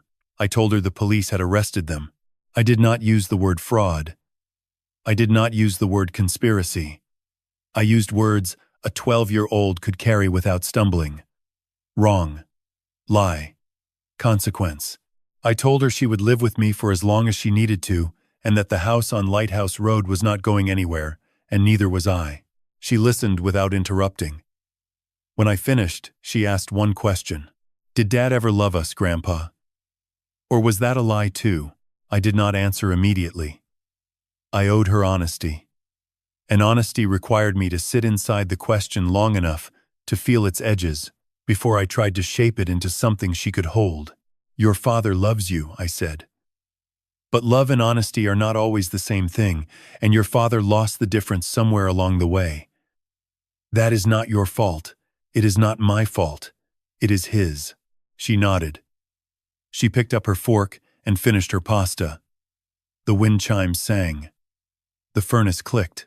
The house held us the way a hull holds water, not because it wants to, but because that is what it was built to do. The legal process unfolded with the mechanical patience of a machine designed to grind slowly and miss nothing. Ada Michael Chen filed the federal complaint on day 19. The charges were laid out across 14 pages of dense legal prose. Count 1. Wire fraud. 18. USC Section 1343. Count 2. Conspiracy to commit wire fraud. Count 3. Healthcare fraud, involving Dr. Raymond Carr's falsified MRI and fabricated medical reports. Count 4. Attempted elder abuse under Massachusetts general laws. Count 5. Fraud upon the court for the planned false psychiatric evaluation designed to strip me of competency. Patrick and Diane were arraigned on day 20 at the federal courthouse in Boston. Bail was denied for both. Chen argued flight risk and the severity of the elder abuse charge. The magistrate agreed. Patrick was transferred to the Essex County Correctional Facility in Middleton. Diane was held at the Suffolk County House of Correction. They would remain there until trial. Dr. Raymond Carr was arrested on day 21 at his office in Salem. Healthcare fraud. Falsifying medical records. Accepting a bribe.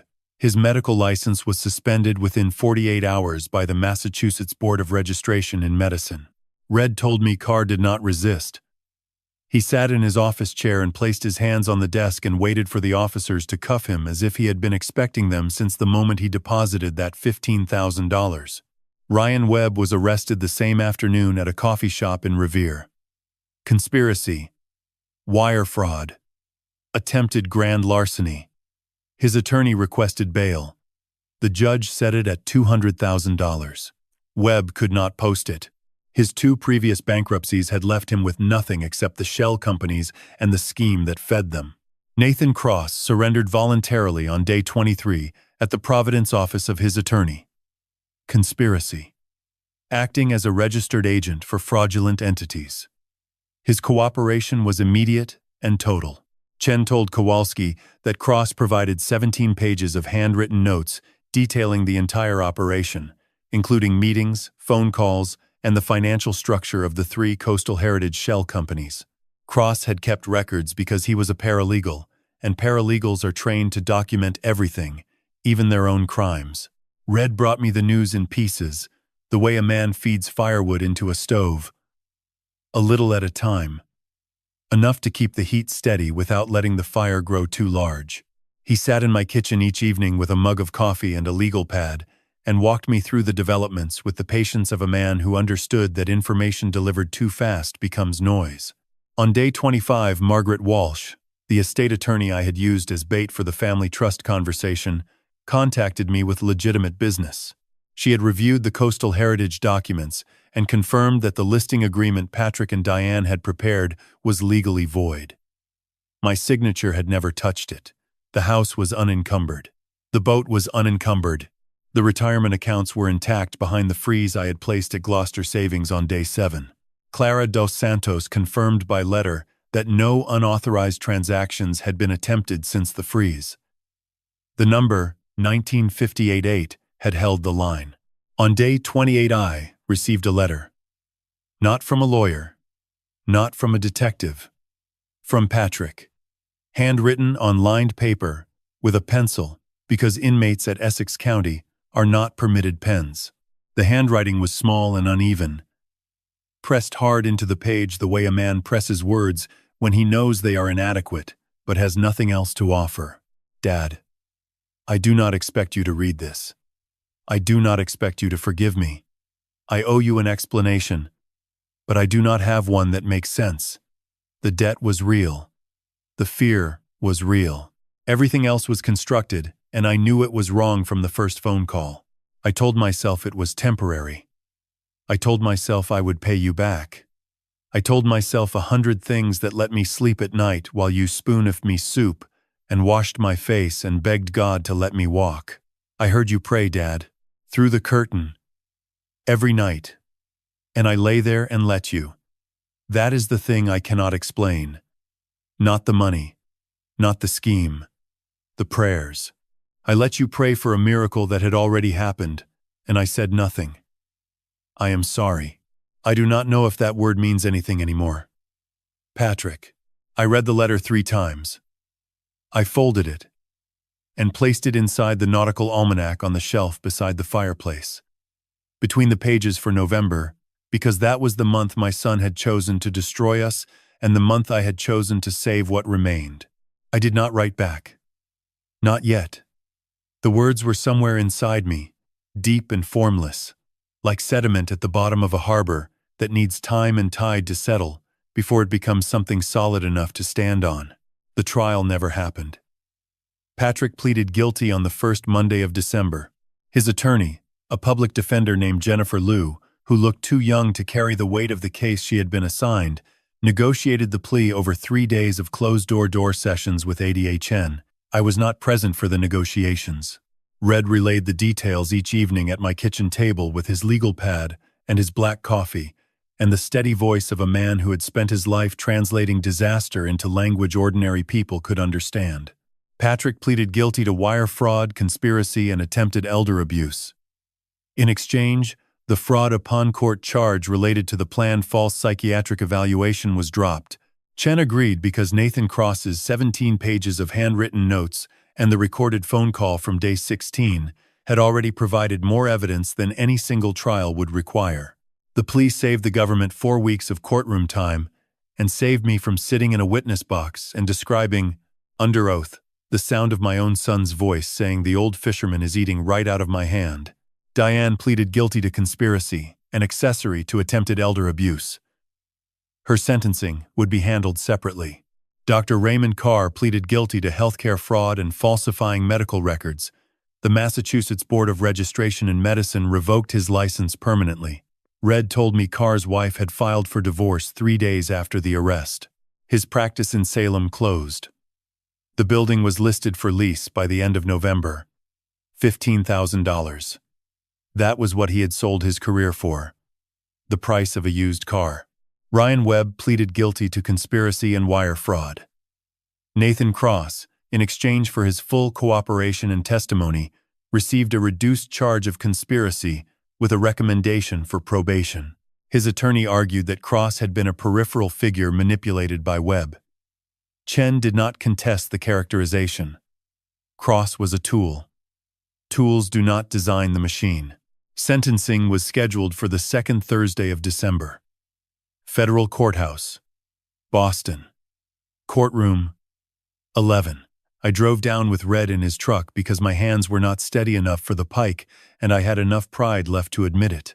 Maisie stayed home with Margaret Mahoney. I had considered bringing her. I had considered letting her see the ending of the story she had been living inside for 32 days. But endings are not always closures. And a courtroom is not a place where a 12-year-old girl should learn what her father's future looks like. The courtroom was smaller than I expected. Wood tape-paneled walls. Fluorescent lights that hummed at a frequency just below conscious awareness. A judge named the Honorable David Okafor presided from a raised bench that made everyone below him look temporary. Patrick sat at the defense table in a gray suit that did not fit the way suits used to fit him. His wrists were uncuffed, but his hands stayed flat on the table, as if the memory of metal still pressed against his skin.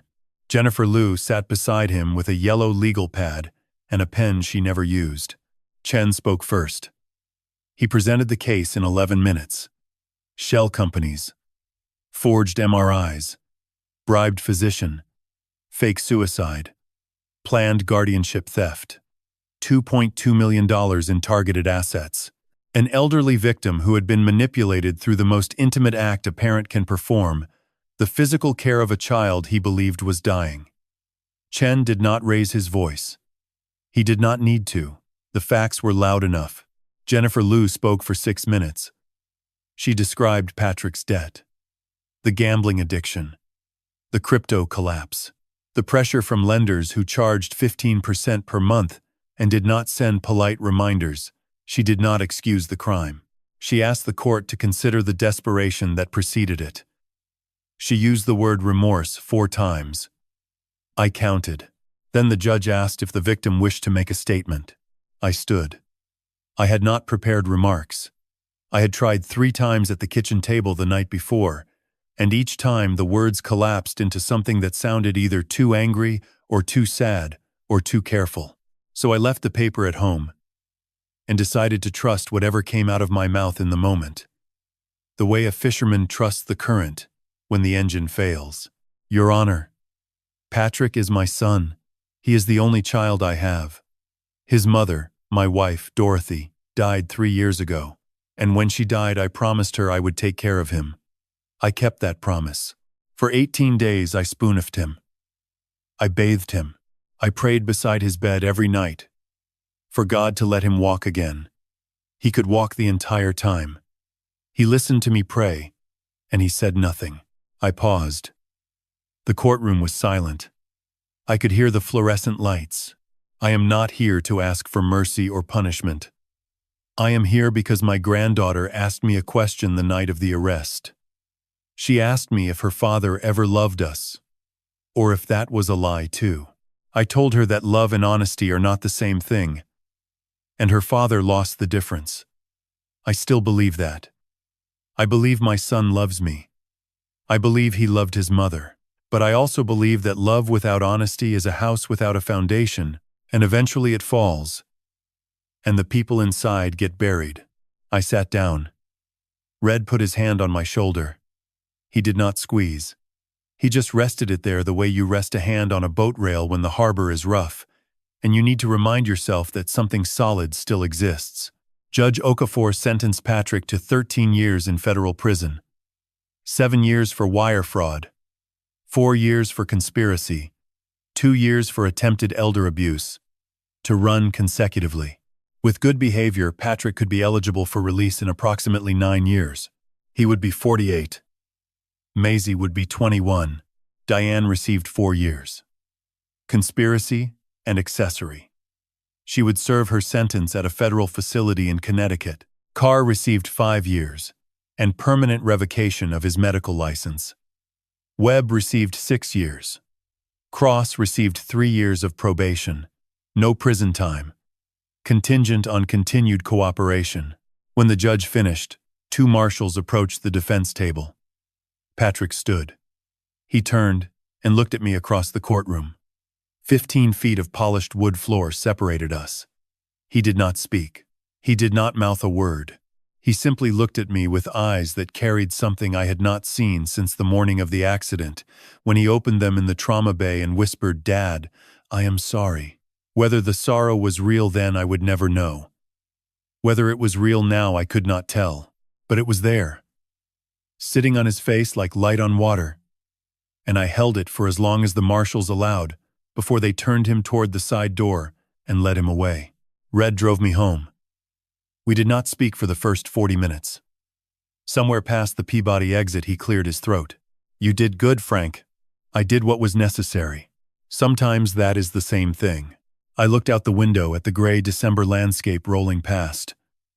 Bare trees, strip malls, gas stations. The ordinary world continuing its ordinary business while mine reassembled itself into a shape I did not yet recognize. When we pulled into the driveway on Lighthouse Road, Maisie was sitting on the porch steps with Dorothy's wind chimes singing above her head. She stood when she saw the truck. She did not ask about the sentence. She did not ask about her father. She walked down the steps, put her arms around my waist, and held on. My real family had arrived. What was left of it? What mattered? On Christmas Eve, I cooked dinner for 3 people. Maisie, Ethan Park, and Dorothy. Dorothy's place at the table had been set every holiday since she died. Her blue porcelain bowl, her cloth napkin folded into the shape of a sail, the way she had learned from her grandmother in Nova Scotia. A single white candle beside her water glass. Maisie had never questioned it. She understood that some people leave a room, but never leave a house. and the table was large enough for the living and the gone. Ethan had been discharged from Addison Gilbert the week before Thanksgiving. His leg had healed clean. No complications. No permanent damage. He had returned to his dormitory at Salem State and resumed his classes with a slight limp and a story he would carry for the rest of his life. I had invited him for Christmas because his family was in California, and a 19-year-old boy should not eat holiday dinner alone in a dormitory that smells of industrial carpet and microwave popcorn. He arrived at 4:30 in a borrowed car with a bottle of sparkling cider and a small wrapped box he handed to Maisie at the door. She opened it in the living room. Inside was a deck of playing cards, custom printed. Each card featured a different lighthouse from the New England coast. On the ace of spades, Annisquam Light, our light, the beam that had counted the seconds through my window for 40 years. Maisie held the card up to the lamp and studied it the way her grandmother used to study tide charts, with reverence and attention, and the quiet belief that patterns exist if you look long enough. "Ethan, this is the best gift I have ever gotten," she said. "You gave me a compass," he said. "I figured I owed you a direction." I stood in the kitchen doorway and watched them sit on the floor shuffling the lighthouse deck, and for the first time in 37 days, the house felt like a house again instead of a museum built around the memory of the people who used to fill it. I cooked ciopino. Dorothy's recipe: cod, little neck clams, mussels, shrimp, crushed tomatoes, white wine, garlic, and a pinch of red pepper flake that she always said was the difference between soup and something worth remembering. I had not made it since the Christmas before she died, because the smell brought her back so completely that the absence afterward was unbearable. But unbearable is not the same as impossible, and I had learned the difference between those two words sometime around day 12, when my son staged his own death to steal my home, and I kept standing. We ate at 6. The candle beside Dorothy's bowl flickered in the draft from the kitchen window. The wind chimes on the porch played their 3-note phrase. Maisie said grace. She did not mention her father. She did not mention her mother. She thanked God for the food, for Grandpa, for Ethan, and for Grandma Dorothy, who she said was probably watching from somewhere near the stove, because that was where she had always been happiest. Ethan said amen. I said amen. The word tasted like salt and honey at the same time. After dinner, Maisie and Ethan played cards at the table while I washed dishes at the sink. Through the window I could see the harbor. The Dorothy May rocked at her mooring, her hull freshly painted, because Red and I had spent a Saturday afternoon in early December scraping and priming and talking about nothing important, which was Red's way of talking about everything. Beyond the boat, the Annisquam lighthouse turned its beam across the dark water. 4 seconds of light, 4 seconds of dark, the same rhythm it had kept since 1831. Wars had started and ended. Storms had flattened the coast, and the coast had rebuilt. Families had broken, and mended, and broken again. And the light kept turning, because that was its purpose. And purpose does not require permission. At 8:15, Maisie brought me a cup of tea. Chamomile. She set it on the counter beside the sink and leaned against my arm. Grandpa. Yes. Do you think Dad is thinking about us tonight? I turned off the faucet. I dried my hands on the dish towel that hung from the oven handle, the same hook where Dorothy had hung every dish towel for 26 years. I looked at my granddaughter, 12 years old, brown eyes, a bruise on her heart that would scar but not kill. Yes, I said. I think he is. Do you think he is sorry? I thought about the letter folded inside the nautical almanac on the shelf beside the fireplace. The small, uneven handwriting pressed hard into lined paper with a pencil. I heard you pray, Dad, through the curtain. Every night. And I lay there. And let you. I think he is learning what sorry means, I said. And learning takes time. She nodded. She picked up her tea and went back to the table where Ethan was attempting a card trick he had clearly not mastered because 3 cards fell on the floor, and Maisie laughed, and the sound of her laughter filled the kitchen the way the smell of ciopino had filled it an hour earlier, completely and without apology. At 10 o'clock, Ethan left. He shook my hand at the door. His grip was firm and honest. Working hands in progress. I gave him a small package wrapped in brown paper. Inside was Dorothy's brass compass. He tried to refuse. I told him that a compass belongs to the person who needs a direction, not the person who has already found one. He held it against his chest, the way Maisie had held the lighthouse card against the lamp, with care and weight and the understanding that some objects carry more than their material. Maisie went to bed at 10:30. I tucked her in the way I had not tucked anyone in since Patrick was 9 years old. She pulled the quilt to her chin and looked up at me. "Grandpa, are we going to be okay?" "Yes," I said. "Are you lying?" The same question she had asked the night of the arrest. The same brown eyes, the same quiet stubbornness that came from Dorothy and would outlast us all. "No," I said. "I am not lying. We are going to be okay. Not the same, but okay." She closed her eyes. I turned off the lamp and stood in the doorway for a moment, listening to her breathing settle into the slow rhythm of sleep. Then, I went downstairs. I put on my jacket. I walked out the back door and crossed the yard to the edge of the bluff where Dorothy's garden slept beneath a thin layer of December frost. The rosemary was still green. It is always the last to surrender. I broke a sprig and held it under my nose and breathed in the sharp, clean scent that had followed Dorothy through every room of this house for 26 years. Below me, the ocean moved in the darkness, vast and indifferent and eternal. The lighthouse beam swept across the water and touched the rocks and moved on.